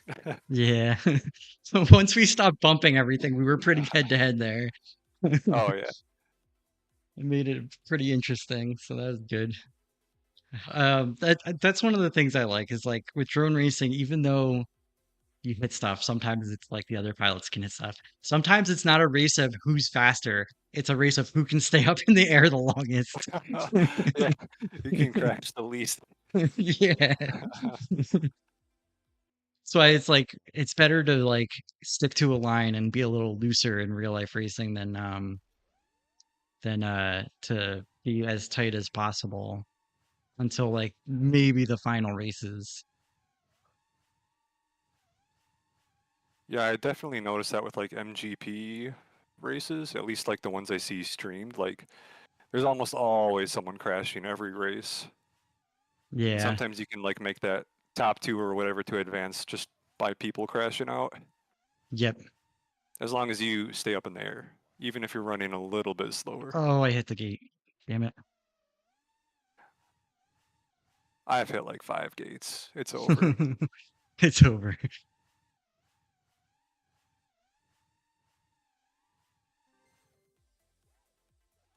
Oh, that So gate didn't trigger. I took it so bad. so are there any like if you were to think about like tips that you would give people, like things that you maybe took longer to realize and learn with drone racing and how to get faster with it, or um things that like people don't talk about as far as like what they've done to get faster. Is there anything tip wise you can think of that you can share? Maybe I'm a little bit biased because I started with, the Racer 4 and heavy drones, but Hmm. I feel like line work is like super important, like more than people might realize who have been flying like 5-inch. Just because like you think like if you want to go faster, you give it more throttle on open class maybe. That's how But I've always sometimes you felt can about it fly it. too. Yeah, if you fly a I little bit think it's slower but tighter. yeah. I think for 5-inch, it's a little bit of a combo of them. Like you aren't always at the top end of the throttle, so it's like you don't you have that extra leeway where if you bounce off of something or hit a gate a little wrong or something like that, you can compensate with a little extra throttle, which you don't have that in Pro Spec, DRL, Street League. Those kinds of racings, you're at already at the top end of the throttle. So it definitely that's always been something that I've said. And that I've mentioned when I'm talking to 5-inch pilots about the difference between pro spec and like 5-inch racing or street league and 5-inch racing. Um, it I feel like when I go back to 5-inch, I know I'm not the fastest. I don't have those like fast twitch reflexes that some of the kids have, and I don't practice them enough to have them. Um, Oh yeah. but I still am fairly competitive because I am making sure I'm taking good lines when I do it. Um, like there's a lot of pilots in 5-inch that you see that are just full throttle to the next gate, wang the sticks left or right, and then like full throttle again. And it's not necessarily the best line, but because they're going full throttle that whole time, um it keeps them competitive in that way. But then when they move over Sure. to the bigger spec class racing, it's like you don't have that training in the art of the line to like be able to keep competitive with these big drone classes. So I definitely agree with you on that. That's for sure. I think I'm a little biased too with that, but um, I mean that's we're both DRL OG pilots Oh at this point, I yeah. guess. Yeah, I haven't flown enough 5-inch to maybe like have the best opinion on like, what flying 5-inch is like and like I guess the Oh, that mentality was a spec behind it. launch. I think I heard you crash. I don't know. It was like an immediate face plant.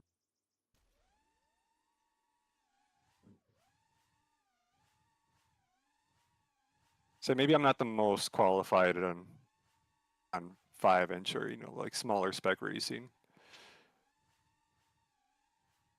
But I think what I mean, I might have done I've done a differently, good at handful least. at this point. Although honestly, I didn't start flying 5-inch open class until I got to Australia.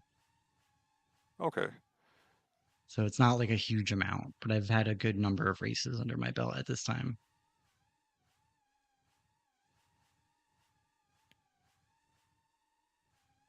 Saving it, kinda. I'm not catching you. That was a 42. Not the best, but at least I'm getting back on track. I totally hit the side of the finish gate and somehow it counted. Yeah, Like I sometimes you smacked get it head on. lucky. It's it's like it depends on like the person who made the track and if they made the gate trigger big enough and just slightly before it, you can smack the side of the gate and still get in. Oh, if it's like on the right side of the fabric or whatever. Yeah, exactly. Unless one of my broken arms shot it through, I don't know. Maybe. I don't know if this is that accurate on that. Probably not.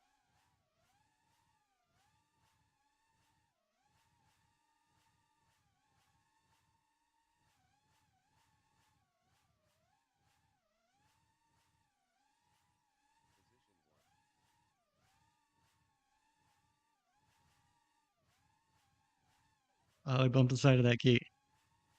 I saw you get ahead of me as soon as that happened. Oh, and then I bumped that gate too. I'm fucked.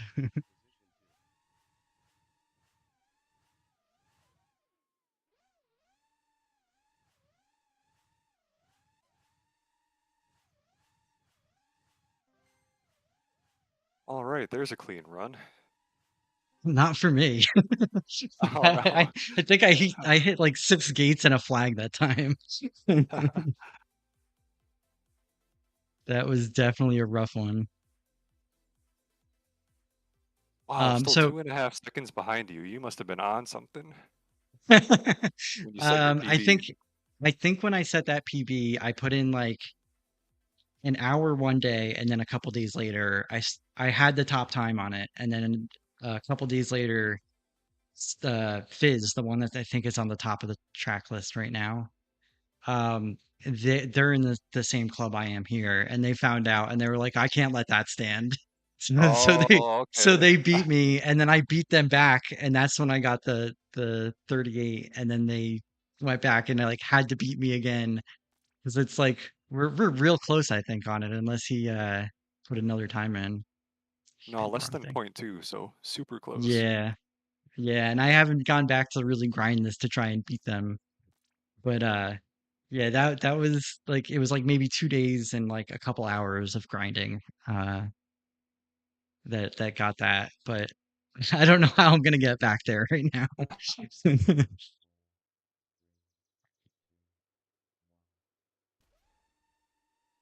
Not super far off, so I guess I can potentially get it, but it feels so far off right now.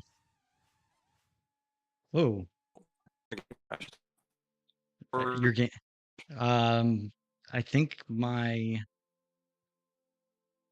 multiplayer lobby just crashed because it just kicked me out to the main it's screen. oh, I'm still in the lobby.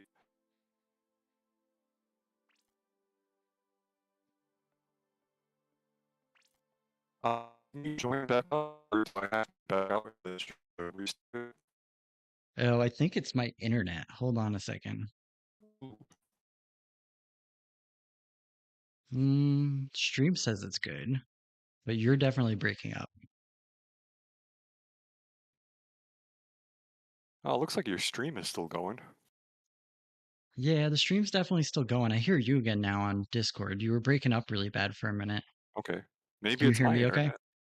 Yeah, you've sounded fine like this whole time. Yeah, but it killed the session on my end. And now it's saying that a Weird. game with a specified ID already exists. Okay, can I just join it?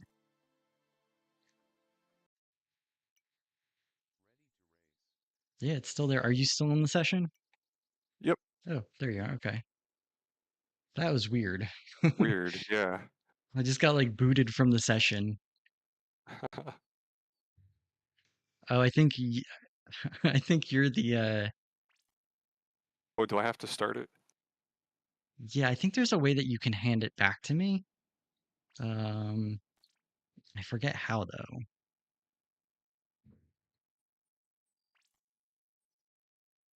Boy. Okay, I can Um, spectate you, it looks like. How do I yeah, give it to you, though? if you go to the menu, I think it's in session player list. If you go Oh, there, that makes sense. Okay. I think you can give me control back. Yep. Yeah, there There we you go. go. Yeah, that was weird. Oops.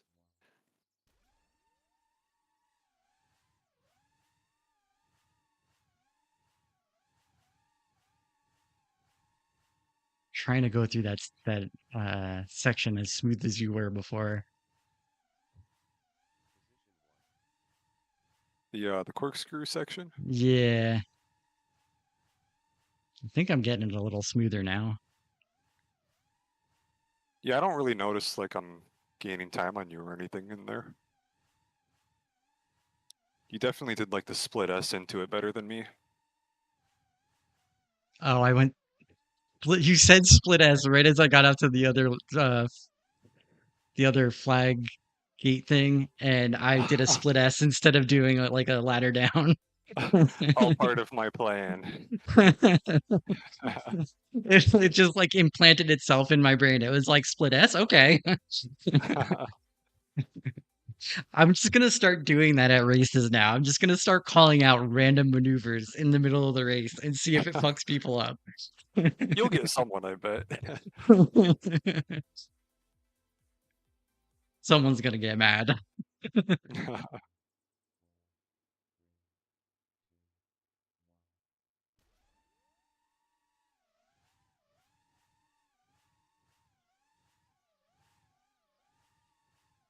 Oh, I'm bouncing all over.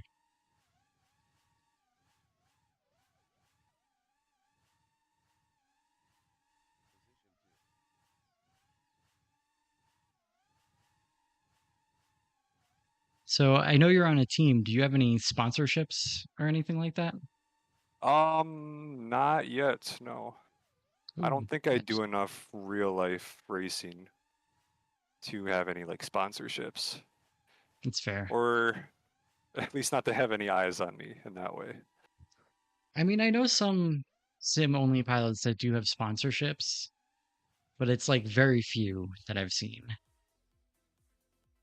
I know Shane has a few sponsors, but he has also gotten into real life racing now. So Yeah. I'm not sure if the I, sponsors came from like his Whoop races or if it's from from what I Simflying. know, I'm it's not been a sure. little bit of both. I believe that's how it worked out for him because I'm pretty sure he had at least one or two sponsors before, and then like GemFan picked him up once he started doing the loop racing stuff. Okay. So I know like the old X Blades team had some sponsors, I think.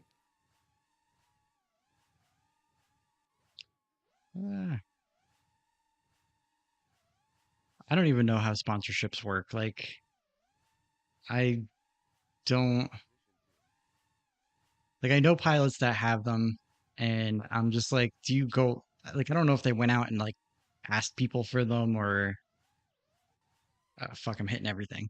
Or if they like got like were just friends with people from the companies, if they asked for them, if they got hit up one day. I know some people reach out and they get like responses from sponsors like, "Oh, you need to have like 1,000 followers on Instagram or some shit like that." And I'm like, I don't. Oh wow. I know pilots that don't have that that are like sponsored, and it's like, what's the difference? I think part of it is definitely comes down to like who you know to a degree, along with Probably, yeah. along with skills. Like if you're making a good amount of content, that's one thing. If you're winning a lot of races, that gets you attention too. But there's some pilots who are definitely worse pilots than both of us from all of the races that I've seen of them that are sponsored, and I'm like, how the heck did you get a sponsorship? Like seriously. Yeah, I've kind of wondered about that too.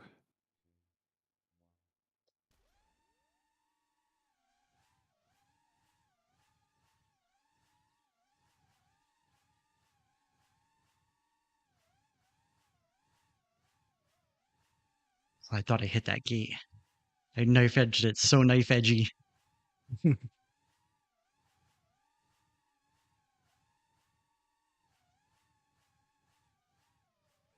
Oh, I knife edged it, but then I hit the ground. Uh, Damn.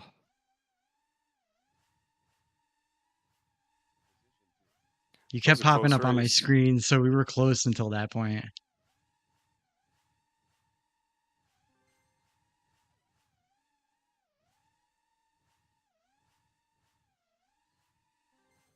Well, hey, there's a personal best for me. Oh, nice. Think that's point 0.2 faster than my fastest time today. Still got to Nice. grind a little bit to get my PB though. Yeah, I don't think I'll be hitting the 38s anytime today. Yeah. No, I don't blame you. I definitely put in more time than we're gonna put in on this track today. Well, flying like that, I'm not doing anywhere close to that. Oops.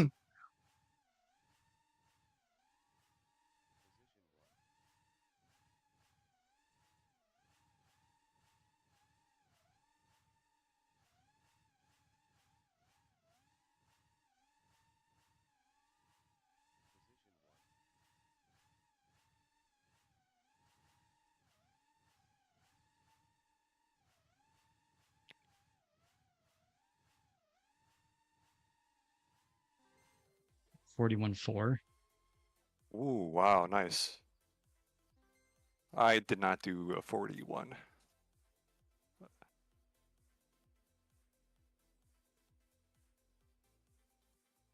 think that's my fastest time today. I don't know. It's hard to keep track when you don't have the leaderboard to look at. Yeah. I'm not writing them down or anything like that. So are there any weird things that you found have helped with with drone racing as far as like I know some people they have certain stretches that they'll do for their like arms, shoulders, whatever. Um Others will use those like finger grippy things to strengthen their fingers and stuff like that. Like I've seen some pilots do. Um like do you have anything like that that you do that you think helps? Something that For like like someone wouldn't think of. stretching or exercises or anything like that? Really just anything that people wouldn't think would help with drone racing. Because like for most people, like Band-Aids. what's that? What is that? That's the OG secret, Band-Aids. The band-aids. A box of Band-Aids. I know I've seen pictures of Shane with cotton balls on his sticks and stuff. Just cotton ball sticks. I've seen those too. It clearly works for him, so. Oh, I fucked that up. Not getting a 41 this time. The OG meta. The Band-Aid meta. I'm on it, Rogue's on it. I don't know if Alpha does sometimes. Get you longer sessions in. Oh yeah. I learned my lesson the hard way, at least with like how I grip the sticks. Oh my god, I'm hitting everything now. Because like It all the wasn't spec too racing I bad. do is full throttle, and I just slam the throttle forward and I hold it there as hard as I can. Yeah, same. I mean, I definitely let off in turns a little bit, especially like in the technical spots, but then it's like right back to slamming my stick. That's why I've broken so many stick ends. Yeah, when I was starting off flying, when I switched to a transmitter, I quickly ran into the issue where I was just tearing up the skin on my thumb, and Mm. even like my index fingers sometimes. So Because like you at that start, time, I you was were one like of the people so who addicted started on to. a controller. I started on a PlayStation 4 controller, yeah. Some of the pilots that started on those controllers for some reason are like the sweatiest pilots. I feel like it made you guys like because you had less stick resolution, like you had to be more accurate or something. Because you, Yeah, I don't recommend it. Start on a transmitter as early as you can. But I mean, like I said, I came from like a competitive gaming background, so okay, drone flying for me was very much like just a video game at the start. Like I picked up the DRL sim, and it's like, oh, there's support for, game controllers. Okay, I'll use my PlayStation 4 controller on yeah, that makes PS4. sense. Oh, you started on PS4, not with On PS4, which the DRL sim on the PS4, it would crash every like 15 to 20 minutes. So I'd fly, start to warm up, it crashes, wait for everything to restart, load up the track again, fly again, then crash, repeat. Oh my god, I'm hitting everything. I don't know how I'm still doing as well as I am right now. Thanks, But like I Metalcore. didn't, Ah, fuck, I well, I think fucked we're it up. close. I didn't go into it with like the mentality like, oh, I'm gonna become the Oh, fastest drone racing pilot ever. yeah. It's like I just Thank, wanted to learn how to fly because like flying drones seemed like a cool, fun thing to do. yeah, definitely. Just 1 second. Thanks for the follow, Metalcore and Mrs. Metalcore, Metalcraft. Sorry. Thanks for the follows, both of you guys. I really appreciate it. Oh, we're starting. Yeah, sorry. I just wanted to thank people for giving a follow. No, all good. Got a few, got a few Thanks this for following her. streams. Stream's doing pretty well today. Thanks for doing it with me. Thanks for having me on. It's fun flying with someone. Yeah, We it haven't always talked like is. too much recently since you moved anyways, so Yeah, it's so much harder to make things line up.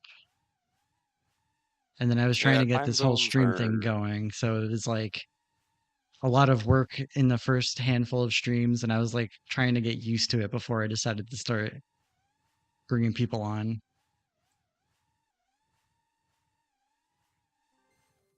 I think the last stream of yours I watched you were coaching someone? Yeah, I was coaching cats. That was the first one that I had someone on. Cats, that's right. That was their name. Yeah. Yeah, I'm friends with them. I met them racing in Colorado, when I Nice went time to one of away. the street league Sorry. races out there. Um, so we chat every once in a while, and Like we've been occasionally racing on the side, and they were like, "You're so much faster than me." So I was like, "Why don't I try and help you cut down on your times and see?" Because like I've done this. I've helped a few people with real life drone racing at this point to get a little bit better between like coaching them on lines and like where to take gates and stuff like that. That's Um, awesome. and like talking over like stuff like rates and things like that. Those are honestly the two biggest things, especially when it comes to pro spec that I see people have have not set up right. It's like way too high of rates for flying a big drone like this and trying to keep steady lines, and then having actual good lines and knowing where to enter and exit a gate. It makes a big difference for sure. Definitely, yeah. Whereabouts are we? I'm in Australia, and OG, you're in Wisconsin, right? Yep, Wisconsin in the United States. Yep. So we're on opposite sides of the planet right now. Yeah.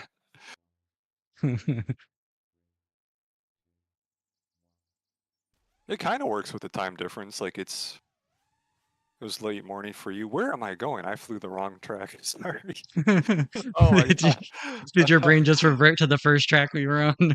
I, I just saw a flag and I went for it. Wow. That's when I know I've been on for too long. Yeah, right. Well, we're almost at 2 hours. So if you can, I'll check the time in a second once I finish these laps. And if we're at 2 hours, we can call it time, unless you want to stick around. Or Around as long as if you you don't want to. mind, okay. Yeah, if you don't mind, I'd like to at least get 2 hours in. So let me just check the time here. Yeah, yeah.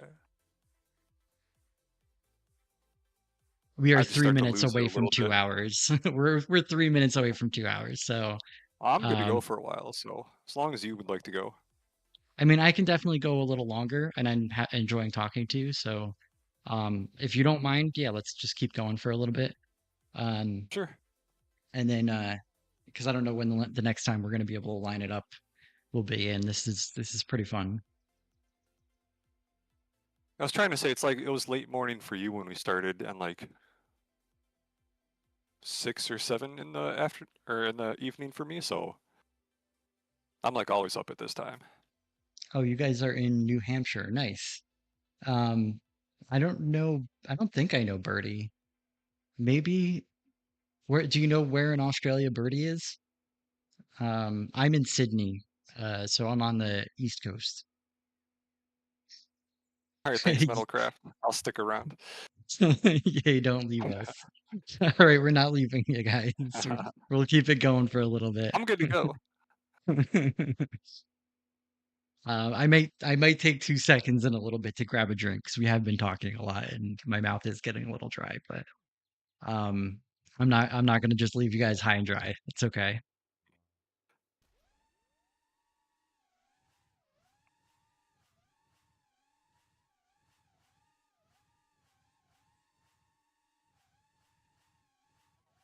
Oh fuck, I fucked that up. Was pretty close. Yeah. Oh, now I'm bouncing off it too much. Uh, I saw you I'm fly fucking off in the wrong track direction. again.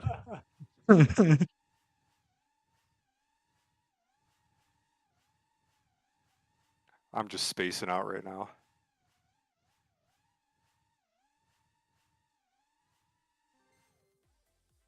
I was Oh doing no, pretty we well don't. too. I don't feel obligated. At least I don't worry about it, Melcraft. I usually stream for around 2 to 2.5 hours, occasionally three if I'm really pushing it.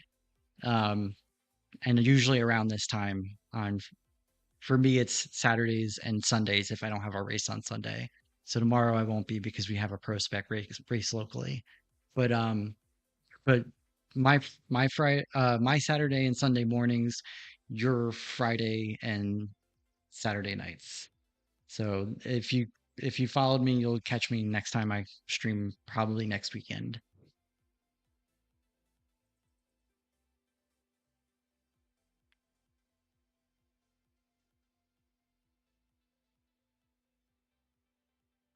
Formal coding. That's not something I have any experience with. What is that? I couldn't hear you over the text to speech on my ear. Oh, I was just responding to their message. Oh, conformal coding, that stuff. Yeah, yeah. Yeah. I Must mean, be a little bit honestly, delayed for you for the text to speech. it takes a little bit for it to read it out. Okay. So like sometimes it's not the quickest because it's using the Windows text to speech, so it can only go as fast as it can read it off. Um, Sure. Yeah, yeah. but it makes it easier like to answer stuff while I'm flying, so that's why I usually do it. Um, the as far as conformal coding, I used to conformal coat my quads.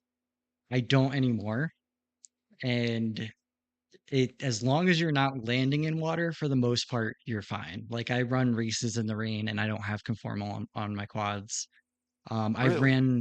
ran street league, the very first street league race that I had, which was like a national level race, and I just rolled up and like was like, all right, I'm gonna do this. And did not I did not expect it to rain like it did. Like the day that I got there, it was like a beautiful day out, and then the next day it said at the when I left to go there because I had to go from New Jersey to Florida, it said that Saturday was going to be like some light rain and Sunday was supposed to be light rain for half the day. And then it ended up being like literally just pouring rain for 2 days straight during the entire tournament. No way. And I went without a conformal coated quad. I was just like YOLOing it, and I didn't actually have any problems from not conformal coating it. I Really? did Wow. I did like I had the car that I was there in, and I was like going to the car regularly and just sticking it under the heater in the car, blasting the heat on it to try and dry it off between races. Wow. I never would have guessed. I'm terrified of like even a single drop of rain getting on my board, just because I have no experience with it. Yeah, I mean, it's not as bad as people expect because to start off with, most boards, unless they're really cheap ones, already have a level of conformal coating on them. So like the only spots that are really a problem are where you solder to, because that destroys any conformal coating that was on it. And connectors. Connectors aren't conformal coated. So Okay. um like you can make it a little bit better by doing those spots. But as long as you're not actually submerging it underwater, most of the time it's fine. And if you do end up in like an underwater situation and your quad's still plugged in and hasn't like died on you, unplug it before taking it out of the water.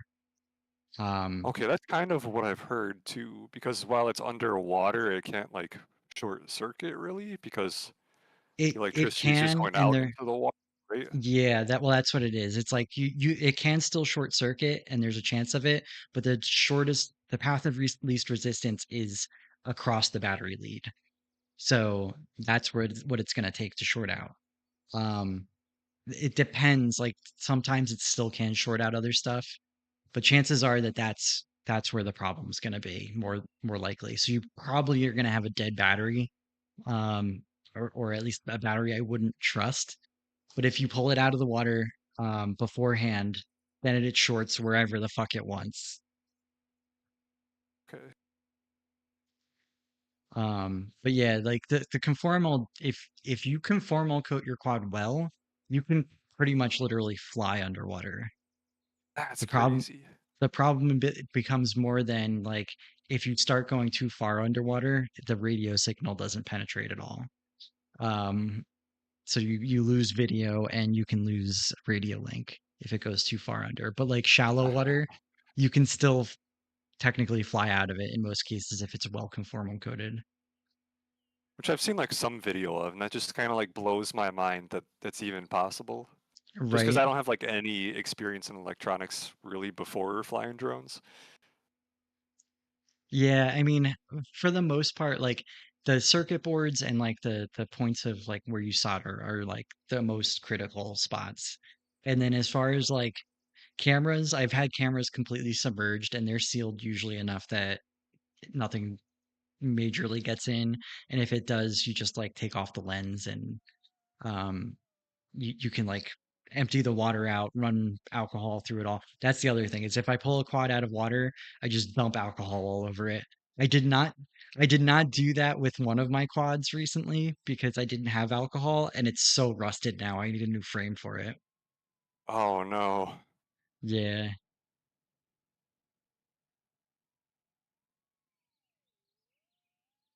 Yeah, exactly, Metalcraft. You can definitely do that. That's for sure a thing. And I don't personally do that, but I've seen it in person, people flying a quad underwater and back out. I think they were using the what what's the one that a lot of people were using? I forget. It's like an FPV specific conformal coating that someone came out with. I only ever used like the MG chemical stuff, like the silicone based conformal coating, but some people swear by these ones that are made for FPV. I think it's called FPV worry free or something like that. Huh.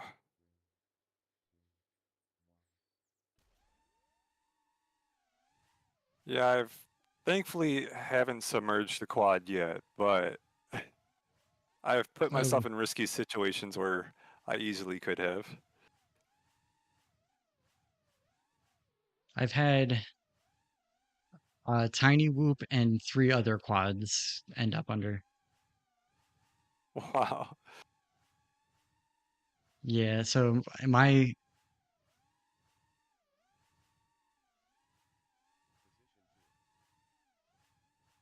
yeah, the MG chemical stuff is pretty good, but it was like really thick. So like if you're going for like a clean look, it's harder to get that, but it works really well. But the stories behind I won't talk about whoops. Whoops are stupid ones. Like I had a bowl with water in it in the sink and I accidentally hit the the faucet and ended up in a bowl of water. Wow. But Oh, unfortunate. for the 3 5 inches, the story is so the the first one was a 5 inch Armatan rooster that I had, and I was diving a building in New Jersey, and there was like it was like a building that was in like kind of like an L shape, so there was like a corner, and I was diving down that like center corner, like right along the corner down it, and then as you come down, the sketchiest part of it is there's like a glass roofed lobby because it was a hotel, and so I'm diving down and then pulling out over the glass rooftop of the lobby, and I did it a few times and it was fine. And then the last time I went to do it, there was like a sharp gust of wind and I was like above the top of the building. So it just hit me and pushed my quad over. And I was on Free Sky, FR Sky at the time with the Tyrannus, and it pushed me over to where there were cell phone antennas and it knocked my signal out. Oh. Oh no. So so I still had video, but I lost radio link and I'm just watching the quad drop and it's like basically over top of this glass roof lobby and I'm like, please don't hit the glass. Please don't hit the glass.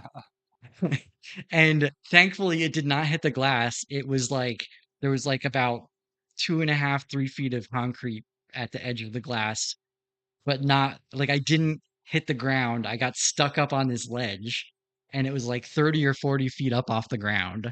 So Oh wow. I couldn't get the quad back and it landed in a puddle on the rooftop. Oh, even worse.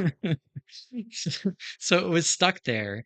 And then even worse than that, so I go in and I talk to the person that's at the front desk and I'm like, this is like I'm really sorry about having to ask you about this, but I was flying a drone and it drifted because of the wind and it got stuck on top of the concrete part of your lobby ceiling or your roof. And I was like, is there any way you can get it back like for me? Like, is there maintenance that can go get it or something? And they were like, I would suggest leaving right away because our owner, if they find out, they're going to call the cops on you. And they were like, "But give me your number." Wow.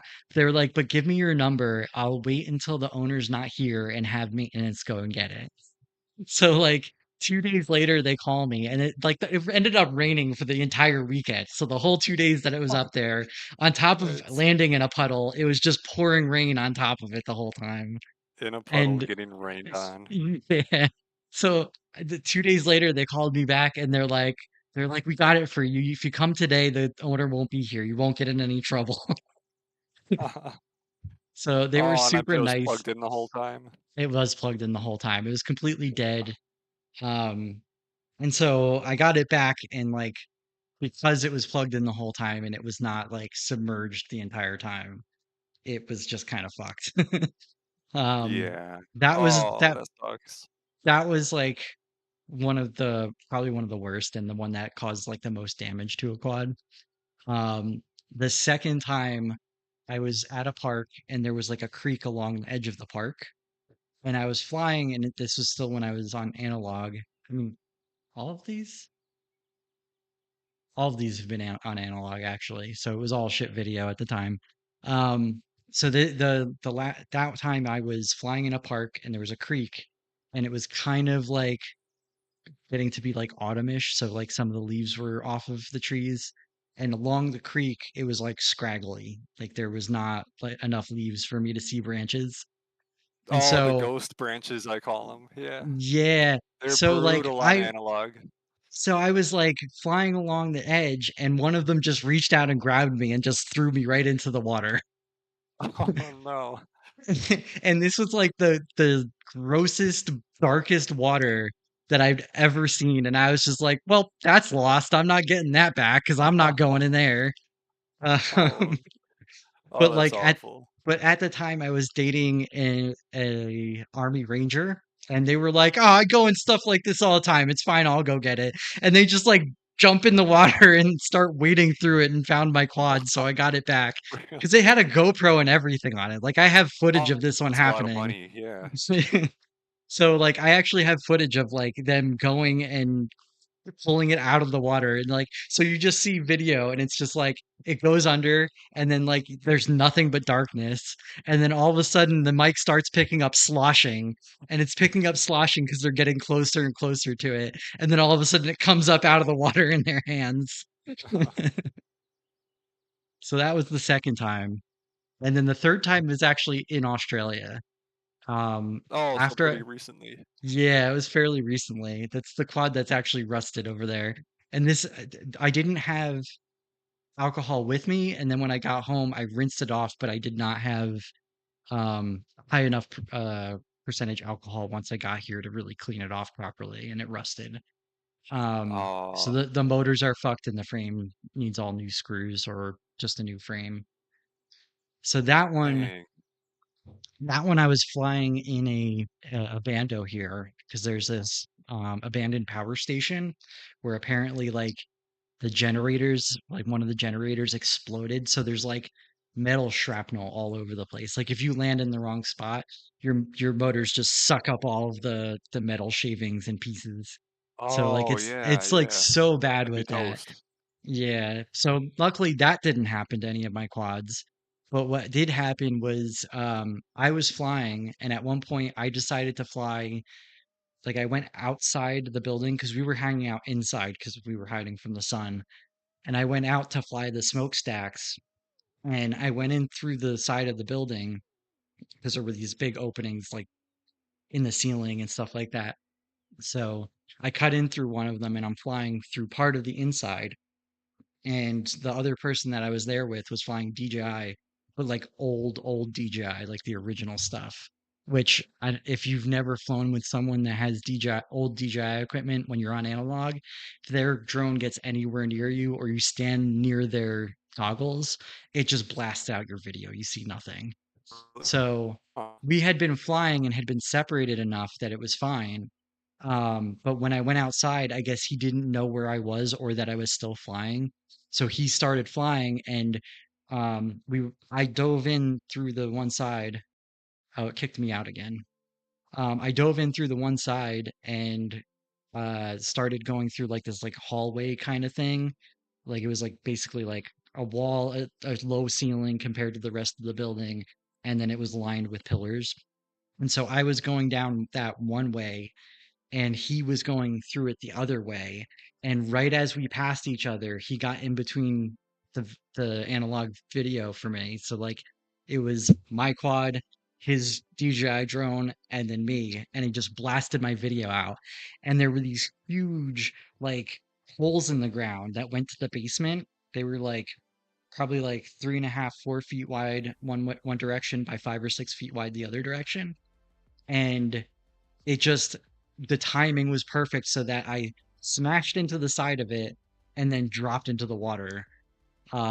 Which I didn't No know way. that's what happened. So I'm looking around for my quad going, where the fuck is it? And then we look in one of the pits and we just see bubbles coming up and we're all like, oh no. Oh, oh, that's got to be it.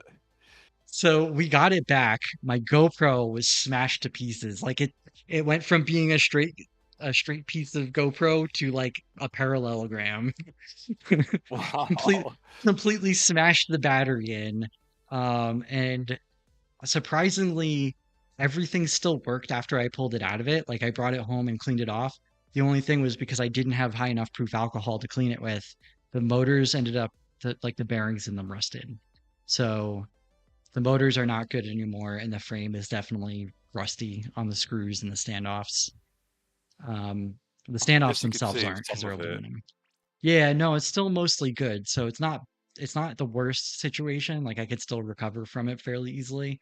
And I had insurance on the GoPro, thankfully. So it was just the deductible for the insurance that I had to pay, and I got a new one and got an upgrade Okay. for it, which was nice. They Ooh, upgraded me nice. from a 12 to a 13.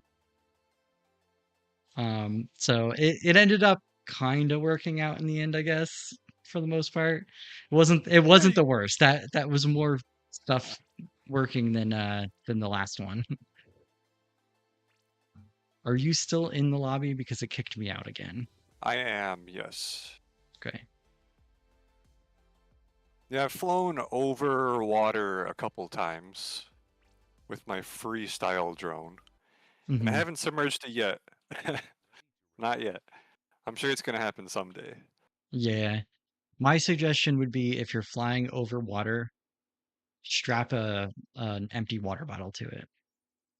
So it floats? Yeah, because once it goes under, especially in deeper water, it's hard to find. All right, thank you for giving me a Yeah, race manager the back. pond I was flying over, I probably could have found it, but I was flying over like floodwaters the second time, and that was so dirty and disgusting. I don't think I would have wanted to jump in to try to find it. That's like the second one for me. I was just like, nope, it's lost. I just happened to have a partner at the time who was like, I don't care, I'll wade through anything. And they found it. Yeah, luckily it helped that I had bright pink all over my quad.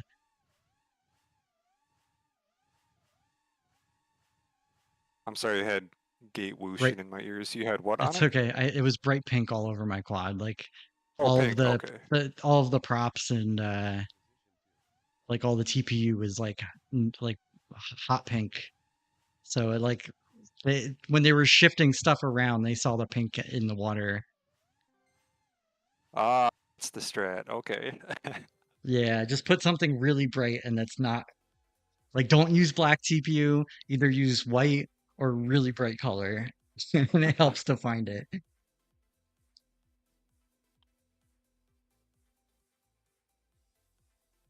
Oh, that's cool. Yeah, having some kind of float definitely helps. That's why I always suggest like in the easiest form, if you don't want to have something like permanently attached to the drone, just take an extra battery strap and strap it to the battery. So this way when it goes in the water, the water bottle floats at the top and you don't lose the quad. Um, as far as fire goes, I've had so many fires on quads at this point. I had one quad that was on fire so many times that I named it in my OSD Stinky Fire Quad because it was on fire 3 or 4 times altogether. Jeez. It had two different ESC fires, a battery fire, and can't remember. Was there another one? It was at least three times. Oh,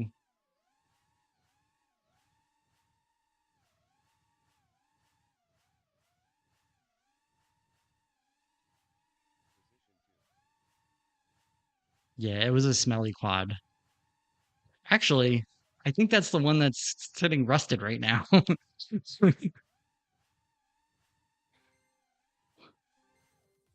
I'll have to plug it in and check the name on it, but I'm pretty sure that the Stinky Fire quad is the one that ended up in the water here in Australia. After all the fire, it was the rust that got it. Yeah, right. I mean, it's not even guaranteed the end of it. The only thing that may end up making it the end is like I've been starting to switch my quads over to HD0 instead of analog. Nice. So if I end up doing that, that frame isn't going to be used anymore because it's an old Source One V3. That's a little wobbly.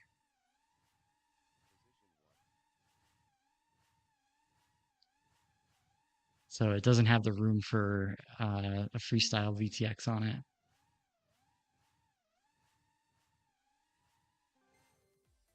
41.9. Ooh, nice. You finished way ahead of me too. I crashed a few times. I think I had like two resets. Yeah, once you get into the habit, like it's like I always feel like it's like once you crash once, it's hard not to crash more times. Like if you can get to the point where you crash and it doesn't fuck up your mental game at least a little bit, like that's like the best place to be in because then it's like you could just pick back up where you are and go on. But like I feel like every time I crash, it's like I crash and then it fucks up my mental game and then I'm like trying so hard not to crash that I start crashing more. Oh, same here. I get in my head so much after a crash. Got to try and like turn off your brain.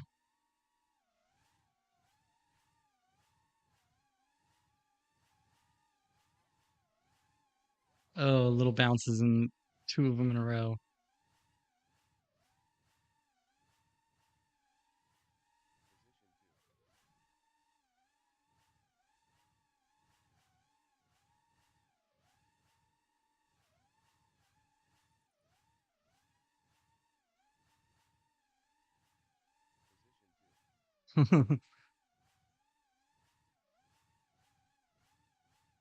Yeah, metalcore, it's okay. Whether you race or not, it's all the same hobby in terms of that kind of stuff. The frames might change and like the mentality behind your piloting might change, but it's all the same. Same parts, same problems.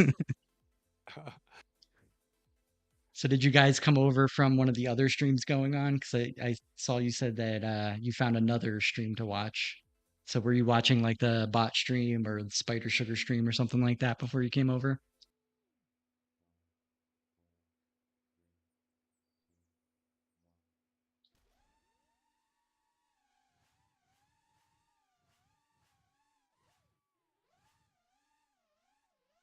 Good. More people need to get in the sim. Oh yeah. If you want to join a race session, I mean we're pretty quick pilots, so don't feel bad if you can't keep up, but you're more than welcome to join in. Gives us time to talk in between each race.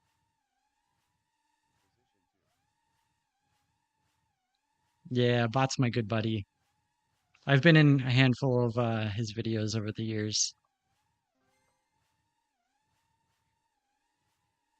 I miss him. That's one of the biggest things I miss about moving to Australia is my friends like Bot. Oh yeah. That's a bummer moving away from all of them. Yeah, that was the hardest part. At least you're able to find a group pretty quickly, it sounds like.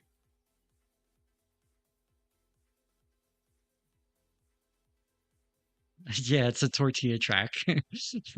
Mission Tortillas are sponsoring the Australian Nationals here, so uh Oh, that's what that is. yeah, that's why it's all over the place.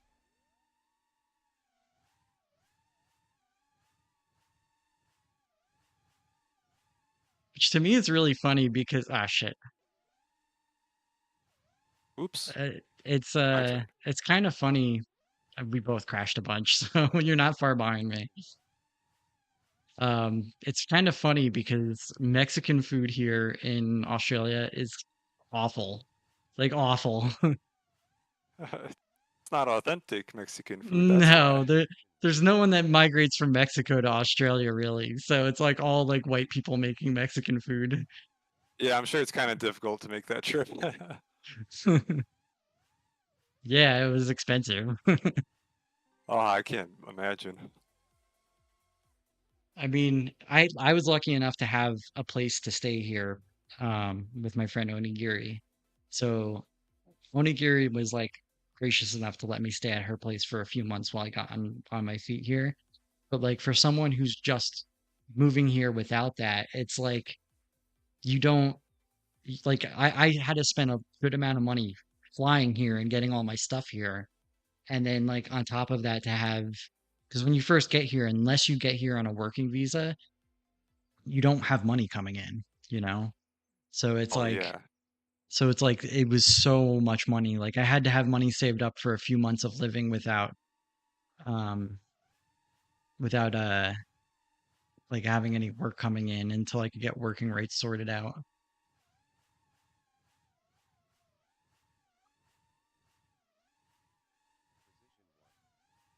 Thankfully you had a friend to stay with. I can't imagine like having to save up for a deposit and pay rent right away either. Yeah, no, that's ah fuck, I hit the ground. That's one of the biggest things that made it easy, and I consider myself lucky for that because there's other people who want to leave the country now that I know, and they're like, I have no way to do it. I'm like, I can't. Like I can even then I can help you to a degree, but I can't like I don't own a house. I have a one bedroom apartment, you know. Like she was like I was lucky enough she has a house with a spare bedroom. So Oh, that's awesome. it made it so much easier to get here. And on top of that, having someone I could trust and that I knew coming to the country made the transition so much easier. Because I can't imagine there's people who migrate to another country and know nobody. And it's like that's got to be scary as fuck. Be terrifying for me, yeah. I wouldn't want to move states without knowing someone there. Yeah, I've never done that either. And I didn't even move far states, so it was like I was still kind of close to friends in New Jersey when I did move, you know.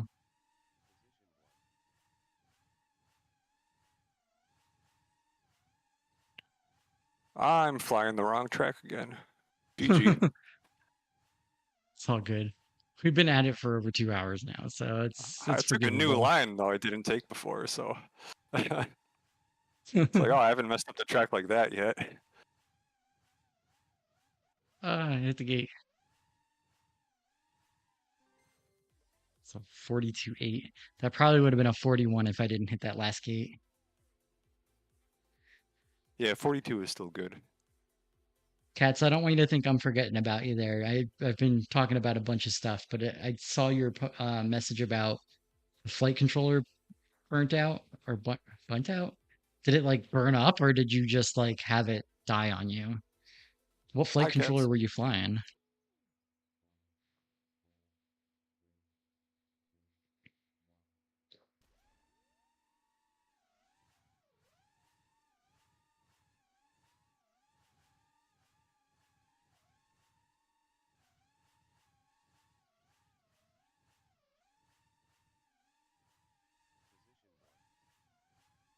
I mean, I'm honestly enjoying the company myself because it's been kind of isolating being in a new country.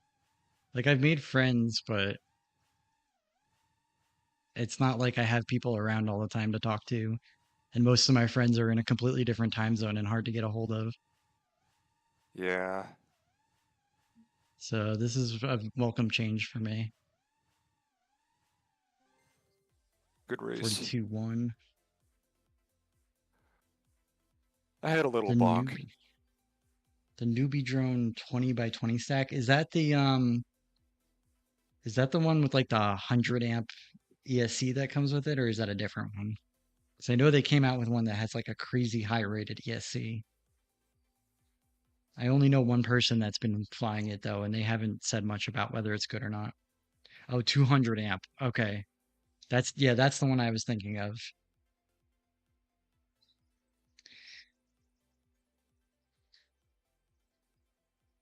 Yeah, I moved here just over a year ago. It's a year and like 2 weeks at the moment. So I moved from New Jersey, New York, and Philly area. Like that's why I know Bot because we lived fairly close to each other. So I would just him and I would meet up at bandos and business parks and stuff like that mostly between Pennsylvania and New Jersey.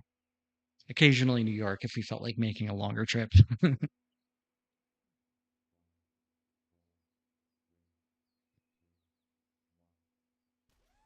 Speaking of, I got a call bot.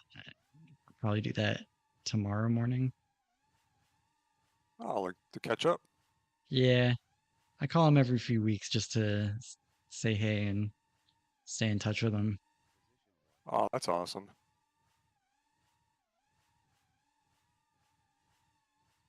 Yeah, Oh, why am I he's losing all my actually. frames? Oh, Do you have the stream open again? no, not this time.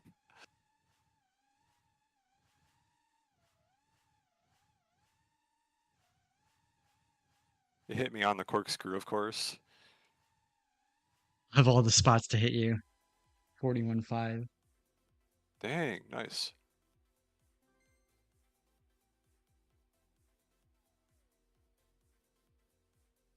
Oh, you guys are in New Hampshire. That's right. You said that. Yeah, that's not super far. I've been in that area before. It's been a while, but I've been to New Hampshire. But I spent most of my time in New York, New Jersey area, Philly area, unless I was going to races. I flew to races all over the country with Street League, just trying to beat all the pilots and kept coming in like eighth place. It was so frustrating for all the Hey, national against races. against a lot of those pilots, that's pretty good. Yeah,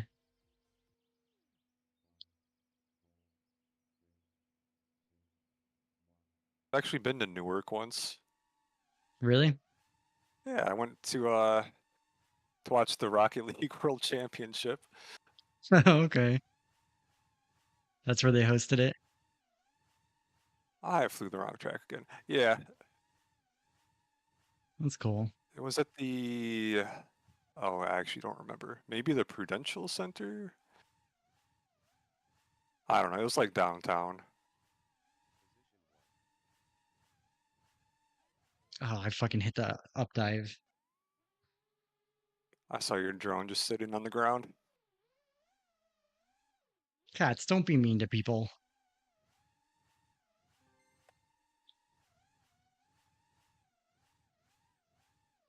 People are allowed to be annoyed with other people, even if we love them.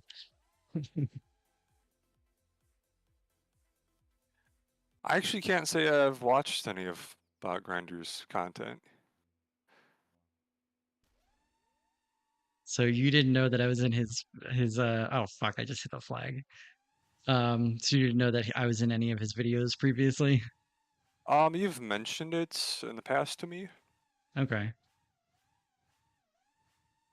Yeah, I Yeah, I I hung didn't out like with him a watch any lot. of his videos, and I wouldn't have recognized you in them.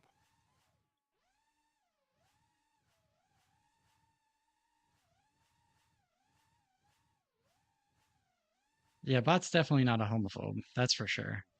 He's one of my best friends.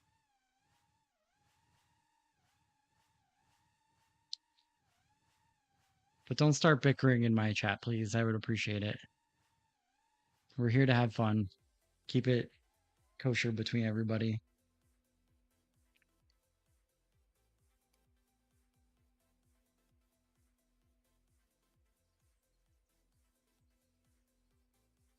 Hey, I ran a clean race. I didn't that time. I was bouncing between a It's whole not bunch of happening stuff. a lot anymore.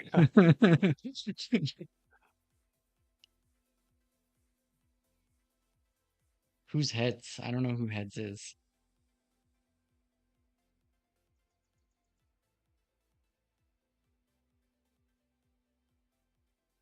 Oh God, cats. I get that you're a you're not happy with the way they're acting, but they're not doing anything bad in my stream. So I would appreciate it if the arguing in chat would chill out. I want it to be a happy stream, not people arguing over stuff that I have know nothing about. Just chilling.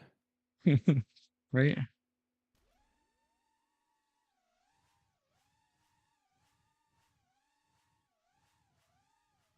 No drama, please.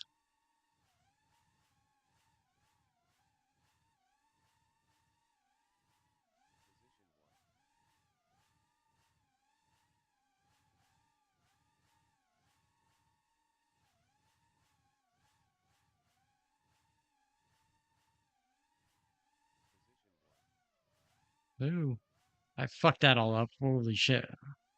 Oh, you were in the lead too. Yeah, I bottomed out and hit the ground. Ah, now I'm not even doing the slalom right.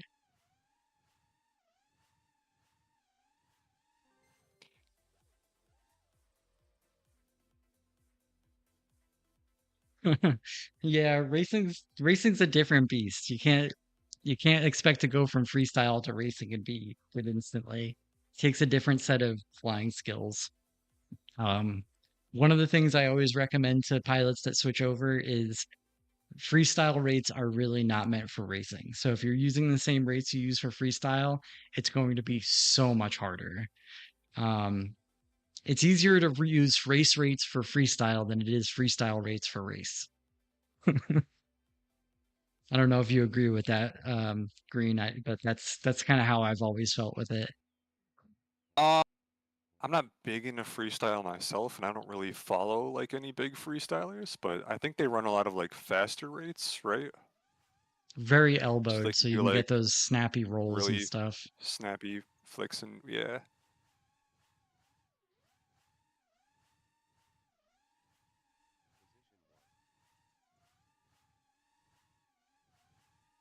Yeah, I'm flying on like 533 rates myself. That's kind of what I've been at for quite a long time. Like the heads up rates, is that what you're talking about? Like the like degrees per second rates. Well, that's what heads up flies. That's why they used 533 as the company name.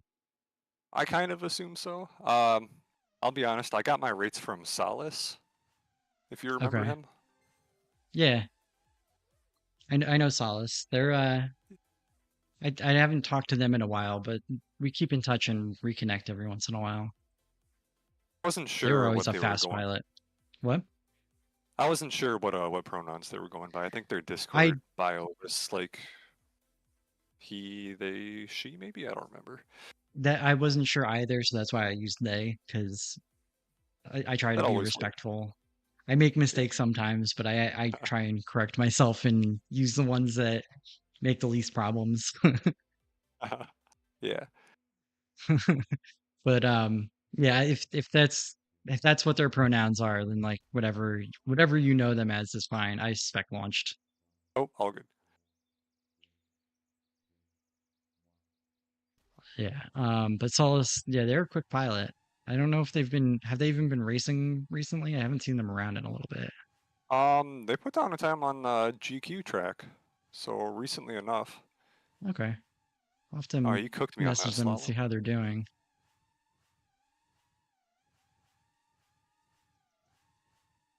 Oops, I hit the cork.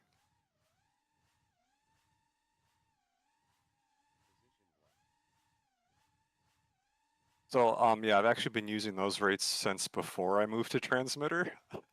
I was using them on a Oh fuck, PS4 I got caught in the controller. slalom. So you were using those on a controller? That's crazy. Yeah. So when I That is got a really controller, crazy it's to like, me. well, I don't know what to use. I'll just use the same rates. That's fair. Um, I started off when I first started racing, I came from freestyle, so I was using freestyle rates and it was awful. And Oh, then jeez. who was it? Uh God, I don't even remember. I was at the time I was talking to like Shane and Jizzy and West and them, and it was probably West that suggested dropping my rates. And then I did, and I was like, oh man, this is so much better. And I have my own personal rates that I run. Like they're not, well, they're actually mostly Shane's rates, but then I adjusted a couple of them a little bit. Okay. Um, so that's what I've been using more recently. But his rates, like after the year of being off, I came back and I was like, I feel like my rates are all fucked and like I don't know what I'm doing anymore. And so I hit him up and he was like, these are what I'm using right now. And so I took those and then I just they felt comfortable enough and then I adjusted the roll a little bit because his roll is a little higher than I like. Um This is it's pretty still snappy, I around think. yeah, it's still around the 533 area, but it's not uniform across all axes. So like my roll is higher than my pitch, and my pitch is higher than my yaw. Okay, yeah, I think that's what I've seen a couple people do. Which yeah makes sense for sure since you're not using it like as much. Yeah.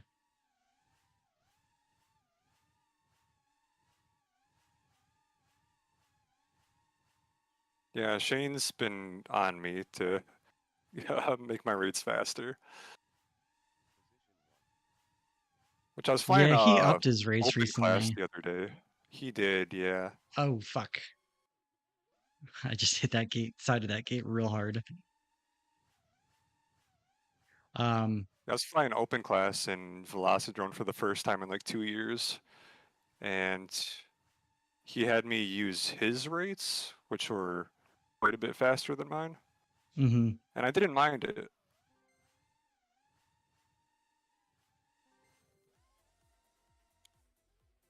For open class, it definitely feels like having some quicker rates, like helps whipping through turns Yeah, like that.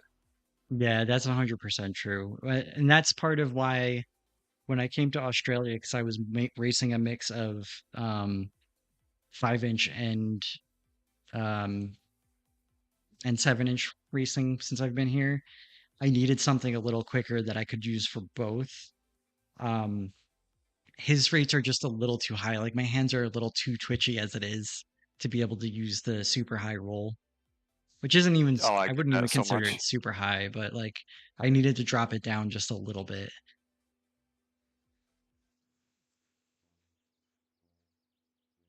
And yeah, it's all different axes for me. But it's not like drastically different. It's not like they're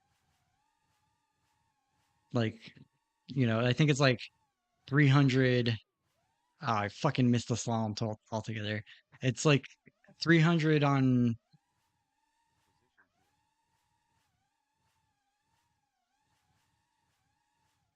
Yeah, my rates are like 600 or so on the roll, about 450, 500 on pitch, and then like 300-ish on yaw. So I barely use yaw.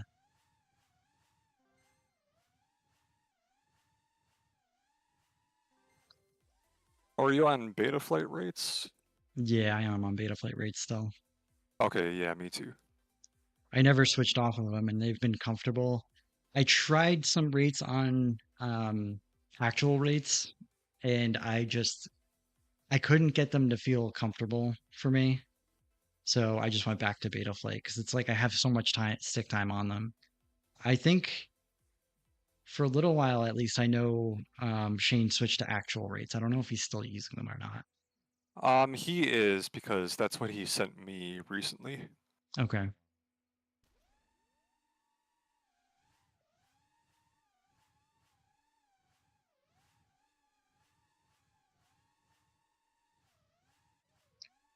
I keep bumping the bottom of the quad on stuff.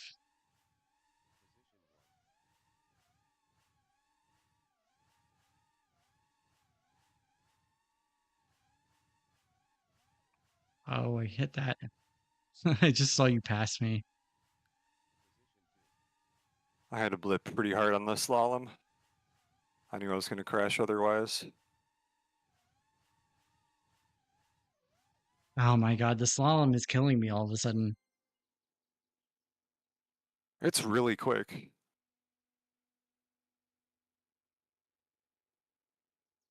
Yeah, the thing with it being low on the pitch in the yaw is like for most of the maneuvers, especially in the 7-inch racing, you're not using a lot of yaw. It's all like kind of like a yank and bank type of situation. So it's a lot of roll and pitch to go through turns and stuff like that.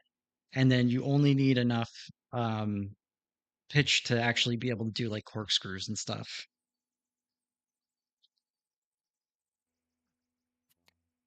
Yankin Bank. I haven't heard that in a while. I mean, that's the best way I can describe it because you're not really like turning so much as like you yank the roll and pull up on the pitch a little bit, and that gets you through the turns.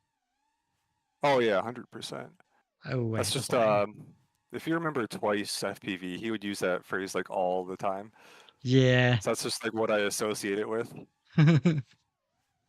Oh, that was really tight on that fucking gate through the slalom. I thought Oh, I you had caught up crashed onto the quick. gate. Wow.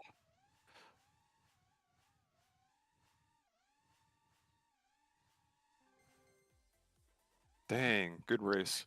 Yeah, that was a really close one. I thought I had you Yeah, beat I by thought I quite a hit lot, it. and then the third lap, you were in front of me all of a sudden. So like, wow, out of nowhere. Well, the second to last slalom, I cut it so tight, like I almost felt like it was a straight line, and I was like, I don't even understand how I didn't clip the second gate because it was like I don't. It felt like I went like parallel to the gate fabric, and I just That's like like the came out best the other feeling. side, and I was like, I triggered it. Okay, Okay, keep going. yeah, and that's like had to have cut some time off for sure.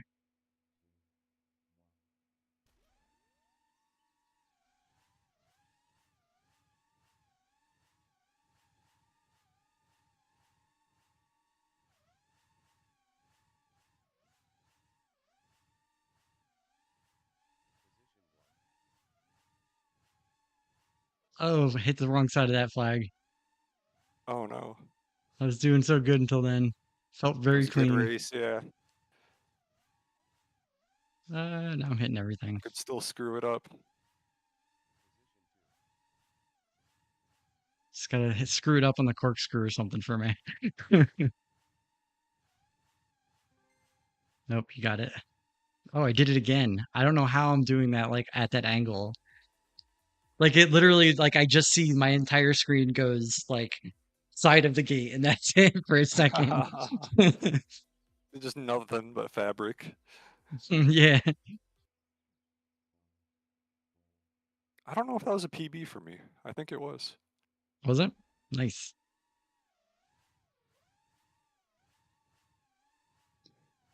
I feel oh my god, I hit a gate again. I feel like if I can get a clean one, I could actually get a PB because I'm taking some of these turns really tight.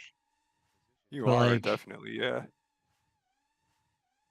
I can't seem to get it clean anymore. My fingers are just like, nah, I think we're done.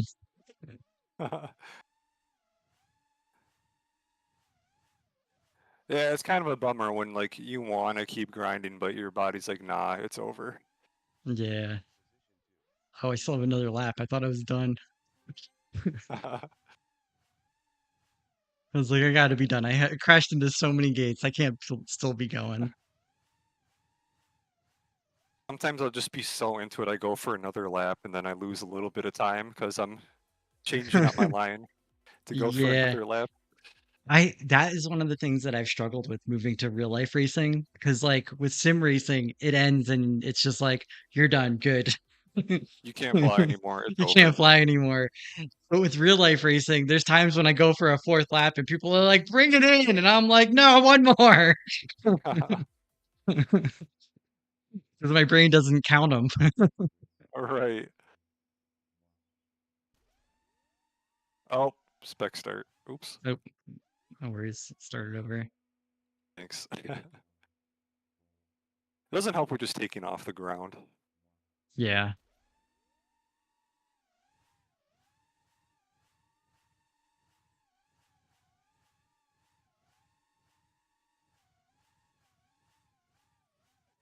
Oh, I went for that same sharp turn and I caught the gate, caught the same side that I saw flashing in my screen every time. Flew too close to the sun.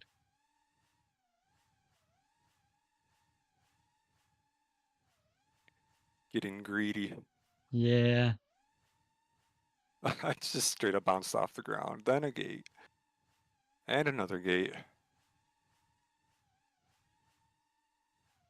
I almost caught up to you because of that. I keep hitting stuff. Oh, oh no. I hit the gate before the finish. I just kept seeing you fling in different directions. Boing, boing, And boing. every It's like time it every happened, I got gate. closer and closer. I was like, did the last one I saw, but it looked like you still went into the last gate. So I was like, oh, you got me. Nope. I threw it all away. Well, it happens.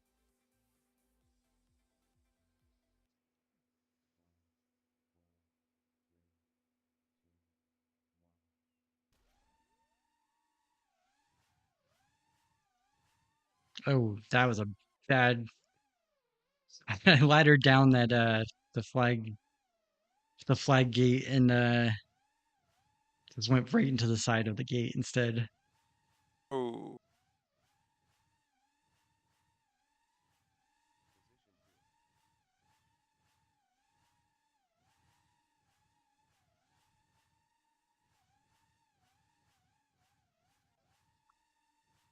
Yeah, I'm definitely trying to take that knife edge slalom too tight.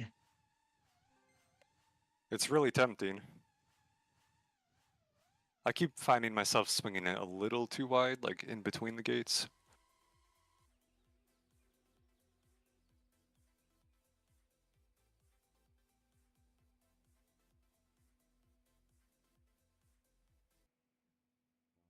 And I think I got a few more tries in me, and then I think we might call it quits for the day. Sounds good to me. My fingers are begging to be done. Yeah, same. I'm just kind of stubborn and like I want to get a slightly better time. It's tough when you're so close. Yeah.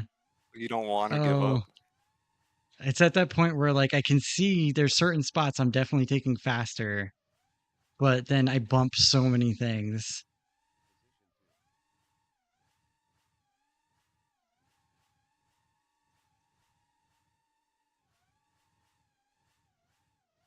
Oh, I tried to take it too tight again. But you were ahead of me, so I was like, if I can take this tight, I'll get some I'll gain some some of the distance on you. And then take it a little too tight and bonk. It's clean when I catch it, cats, but when I don't, it's terrible. I just smash into things.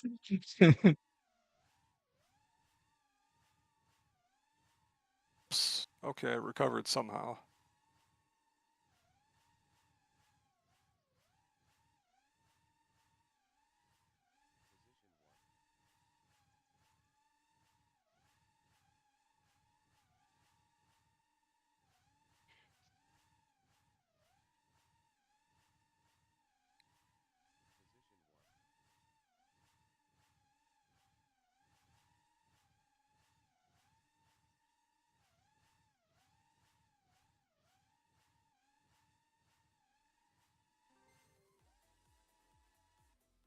Whoops. Oh, cats, Forgot the it's Green slalom. Machine.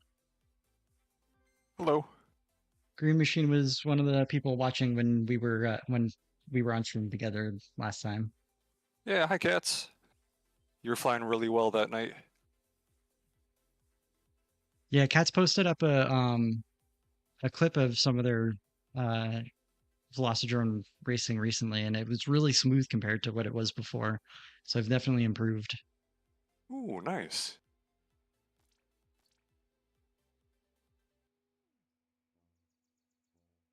Hey, you're welcome.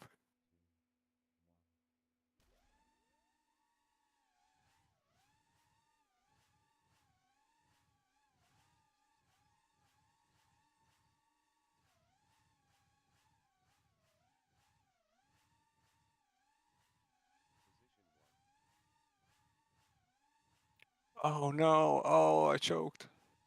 Oh no. Oh, that was a good race. Yeah, I kept seeing you like popping up in the edges of my screen when I was going around turns.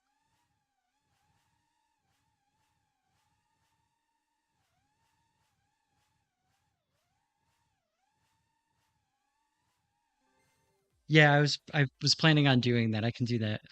Give me 1 second. You sent it on me to me on Discord.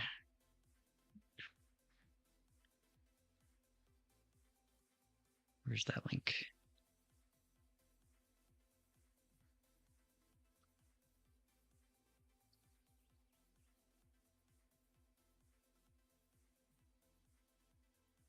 All right, there's the link for Green OG's YouTube page. So go give him a follow. Oh no! Don't go there. Don't go there. I I haven't uploaded anything FPV wise that I'm like super happy with. Oh, it's okay. We need to encourage you to post more. That's what needs to happen. This is encouragement. You're getting more followers. Post If you more like, content. thank you. If you like 480p analog, I got you. I've got I some mean, DVR for that. you should be posting up like record some of your sessions when you get PBs and shit like that. Like that stuff's good too. I love watching people's race runs like for their PBs. Oh, thanks.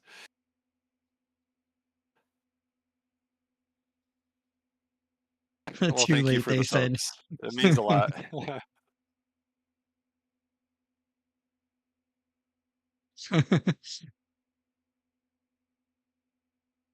Okay, When it comes to like, I'm also gonna throw my Discord server. You guys can feel free to join the Discord because that sometimes notifies people a little quicker when I actually go live.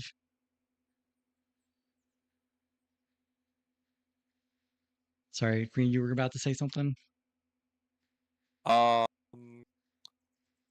I lost it.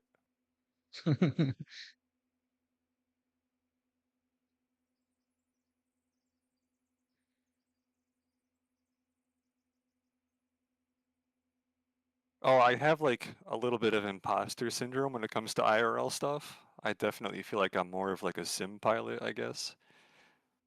Yeah, I mean that's fair.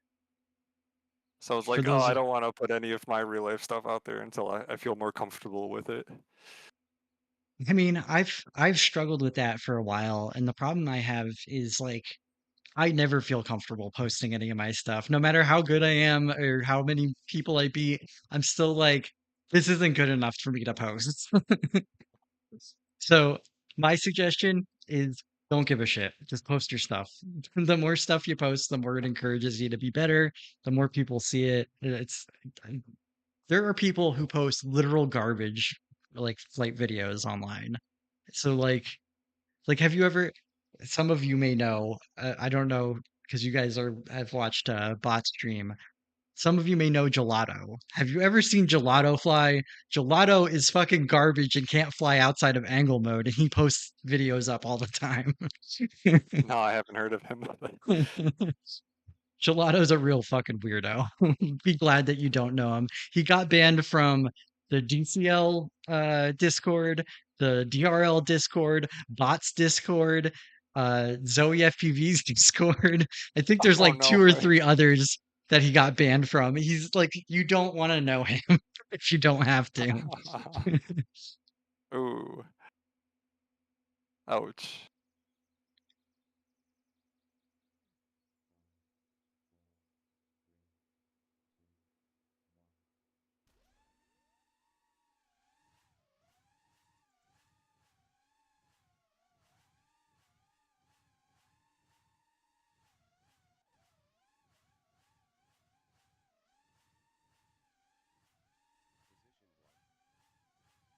Oh Yeah, no. West does stuff is a good guy to follow.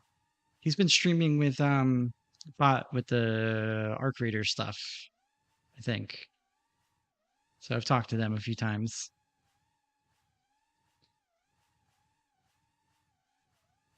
You do that ladder after the hurdle super well.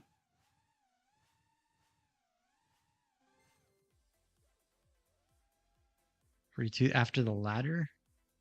What do I do after So the like you ladder? start the lap, you go over the hurdle, and then there's like the ladder you go right around. Oh yeah, the Yeah, yeah. this one. Yeah, right Yeah, before I've the got. upgate thing.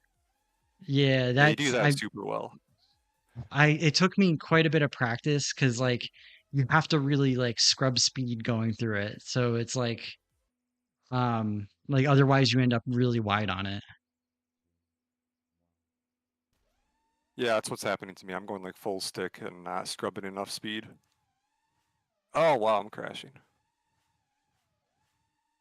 I'm bouncing off of gates left and right, but I'm still flying.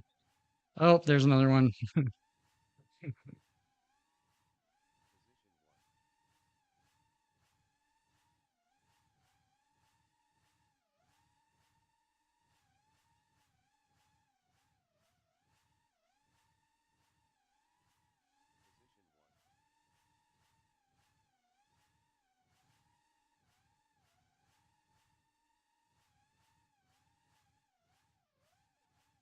Come on.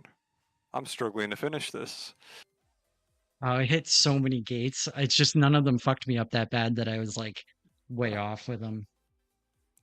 I'm bouncing off the ground. I'm bouncing off of gates. Yeah, my server is not a place for hate. And I've had people come on and like say some fucked up racist stuff. And as soon as I see it, I'm like, nope, this isn't happening. Either you're going to correct the way you act or you're getting kicked from the server. And it's so far, it's been good. No one's been terrible. Um, I mean, most people know because I'm part of the queer community not to fuck around with that stuff if they join. But the racist stuff comes up every once in a while. Like I've had people post like Uh, racist memes or like or say racist things. Like one of the guys from Australia hopped in and was saying stuff about Indian people and Muslim people, and I was like, that's not gonna fly here. Knock it the fuck off. Not the place for that, yeah. Yeah. I also get into it with him on Facebook. I've gotten him to take down fucked up stuff that he's posted because like he sees these like memes and like posts on Facebook that are like fake news like bullshit like against Muslims. And I was like this is all the reasons that this is wrong, and he's like no it happens, and I was like I pulled up like information on it, and I was like this is a fake post. The internet says it's a fake post everywhere. You're propagating hate. You got to knock it off. And after I said that, he just immediately took it down. He still has a bit of that mentality, but I feel like little by little I am chipping away at it with him because he's starting to realize like the shit that he's sharing isn't actually true, and I'm like proving it to him over and over. At least he's good enough where he like listens to what I have to say on it. Like some people are so That's good. racist and just like double down on it when you bring shit up, and they're like, "No, it's not. It's definitely true. I hate these people." It's like, God damn it. But yeah, the my server, my stream, all that stuff. It's not a place for drama. It's not a place for hate. So I try to keep it as welcoming and friendly as possible. And if that means I have to kick someone sometimes, it's unfortunately what happens. Yeah, do what you gotta sometimes. Yeah. I mean, it's my space. I'm building it the way I want, and that shit's not gonna fly here. Sorry.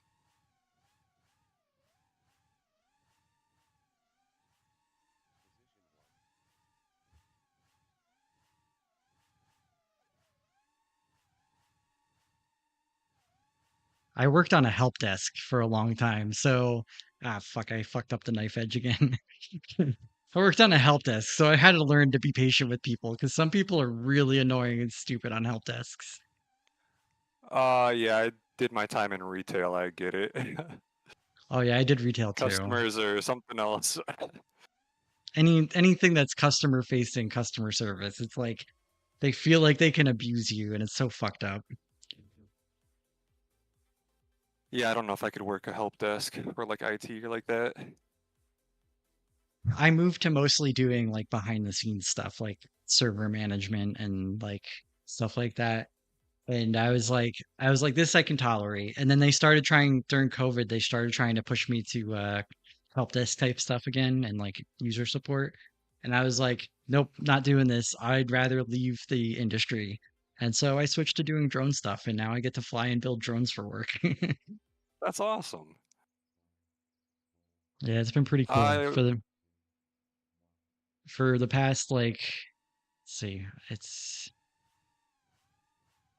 I got my pilot's wow. license in, what year was it? Like 2020, end of 2020, beginning of 2021. And I was already working in repairing drones by that point. So I switched over fully after I got the pilot's license.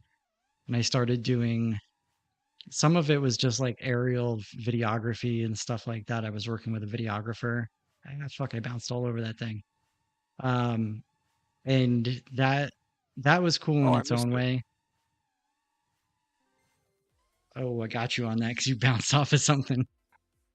The second Um, gate in the slalom, I just flew past it.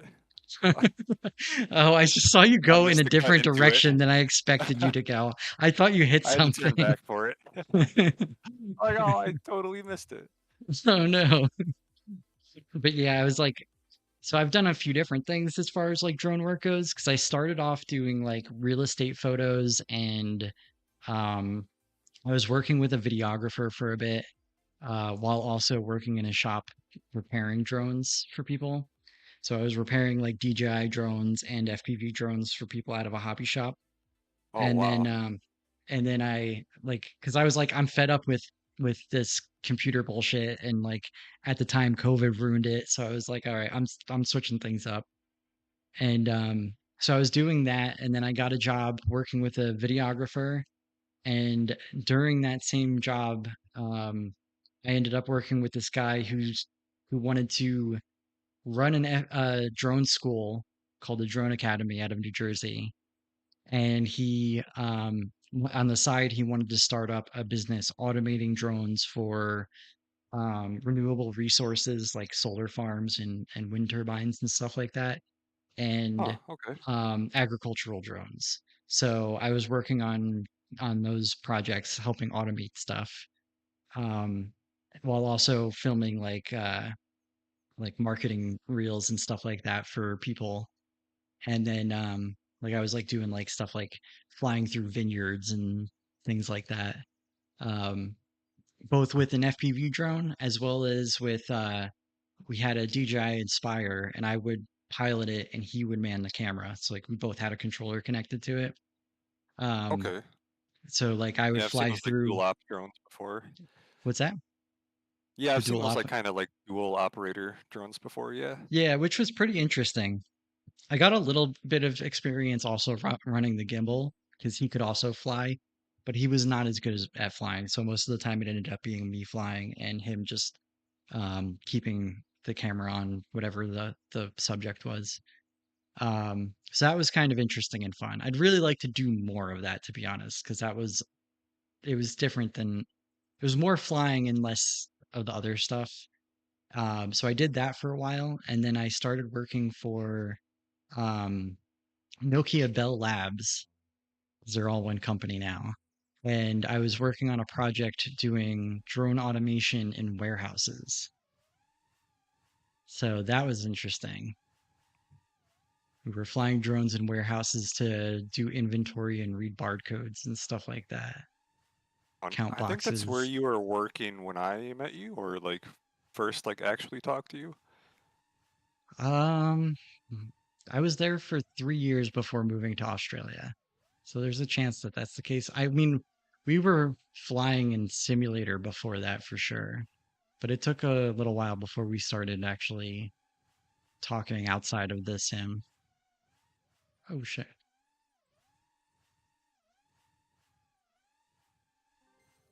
Oh yeah, the I did post an Instagram reel of it.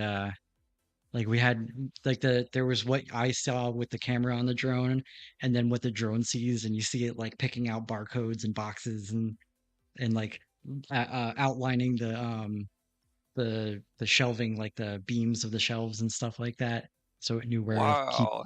and keep it flying and stuff. It was really cool. Yeah, so I did that for a while, and then when I came to Australia, a company picked me up here, and they develop. Um, oh, I made that faster than what it actually was because it wouldn't have finished in the time of a reel otherwise. So it was a little like I think it was like 1.5 times speed compared to what it actually did, cats. Um, but yeah, so once I came to Australia, I got a job with a company that develops ESCs, power systems, and now also motors.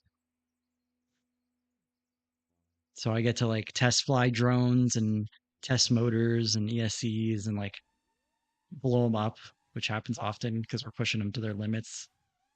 Oh, sure, seeing what they can handle. Yeah, seeing what they can handle, and also it's like sometimes oh shit, I hit that. The software devs like make changes and it's like we have to oh shit, that I fucked up real bad. We have to like push it in different ways and like do weird things to see if they'll fuck up like um extreme temperatures, like different running conditions and stuff like that. And sometimes we're testing with motors and stuff that are like meant for underwater. Um like and then it's just a matter of like testing all the functions because the ESCs aren't as basic as the ones we use for like drone racing, like the hobby stuff. And it's like kind of more commercial oriented. So there's like a CAN bus on it and stuff like that. So there's all this other technology that's in it that's not necessary for what we do, like as a hobby. And that means there's like so much more in the firmware, and we have to like make sure that there's not weird interactions as they make updates and changes to the firmware. Because sometimes they'll change one thing in the firmware as far as like I don't know the way it beeps or the the way the motor is driven or ramps up and stuff like that, and it'll work fine for that part, but then it fucks up something else through the code that like causes other problems or Oh, sure. makes weird oscillations in the power drive and stuff like that. So it's like we have to like do all sorts of testing to make sure that they're actually like working the way that they're supposed to.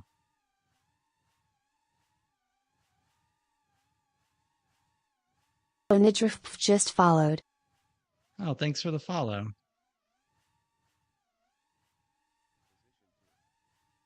Oh, you got ahead of me there. I wobbled a little bit. Took that so tight, I had to completely lay off the throttle for a second. And then I forgot about the slalom, so. I was like, I went through the slalom and I was just like, where'd you go? I don't know where I'm going anymore. You got this one. Nice. Yeah, that's almost a flat 42. My resume is Thanks, not Oni. nearly that interesting. You're catching me right at the end of the stream because we've been going for 3 hours and 13 minutes. I think it's time we call it because my fingers are pretty hurt now. Yeah, my index finger is screaming for me to stop. Sorry, Oni. I know I said that I'd call you somewhere around like 12:30, 1 o'clock, but we ended up running way over. That's been a good time. No, it definitely Hanging out, has. chatting, getting some good It races in. 100%, and it hasn't felt like it's been 3 hours. That's why when I looked, I was like, "Holy shit!" We were at Other than two my hours, finger, but it doesn't feel like it's been 3 yeah, hours. no, my Yeah. fingers are yelling at me, going, "It's been 5 hours. What are you talking about?" But I feel like it was like 15 minutes ago we were talking about, oh, it's like 2 hours ish, and then like we'll go for a little longer. A little longer than it's been another hour. Yeah, exactly. But this has been a lot of fun. I really appreciate you coming on the stream. It's been a good time. It seems like it's been great as far as like the amount of people in chat and everything like that. So I'm hoping we can do more of this kind of stuff on the stream. Yeah, thanks for having me on. Yeah, no problem. I mean, I'm always open to doing this again. I would like to get some more other pilots as well. So if any of the pilots you fly with, like, this is gonna get uploaded to YouTube and will be permanently up there. But if you know any pilots that are interested or might want to hang out, or if any of the pilots in chat want to try and work something out, please just reach out to me, let me know, and I will definitely get you guys on here because this is a lot more fun than me streaming by myself and just practicing and grinding a track. Although I still will do that at least some of the time because I can't line up people every day. But this has been excellent. I really appreciate it. I think you gave some good insight into what it's like being a team pilot as well. Um, it sucks that you can't speak to the stuff that you do in wildcard as much. Maybe next time you can find some find out from them what's okay to talk about and give us a little bit more. But either way, I think it was awesome. Yeah, I'm glad I could share a little bit. Yeah, I have to check with Wildcard just to see like what I can and can't say. Yeah, no, I get 'Cause, that like, I there's just want to there's like say like our whole regimen, routine, whatever. yeah, and I honestly didn't really expect that much detail into it, but like I just figured, it's got to be more structured than typical practice. Um, and I'm sure people are interested in finding out more about that. But if they can't, if they don't let you, that's fine. I don't want you to like push things or get yourself in trouble. Um, like you have every right to keep the stuff a secret that's going on in the team. So that's totally fine. And then, but yeah, I'd love to have you back on at some point. Maybe in a few weeks we can plan something again.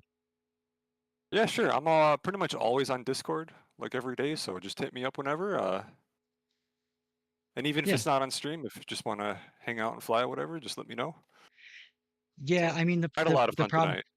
yeah, the biggest problem is like the time difference because being in Australia, I can't do it during work during the week. So it's like That's true. Yeah. my night times after work are like your 4 o'clock in the morning or something like that. Yeah, I'll be passed out by the time you get off work, and Yeah. I'm sure the So same vice versa. So it's mostly on the weekends that things would line up, and I try if I can, if I don't have anything going on, Saturday and Sunday, which is your Friday and Saturday night. I try to do it around this time. Okay. So, but yeah, let's definitely do this again. I really appreciate you being on the stream. Thanks everybody for watching. This has been a really fun one. I really appreciate all you guys. Hope you have a good one.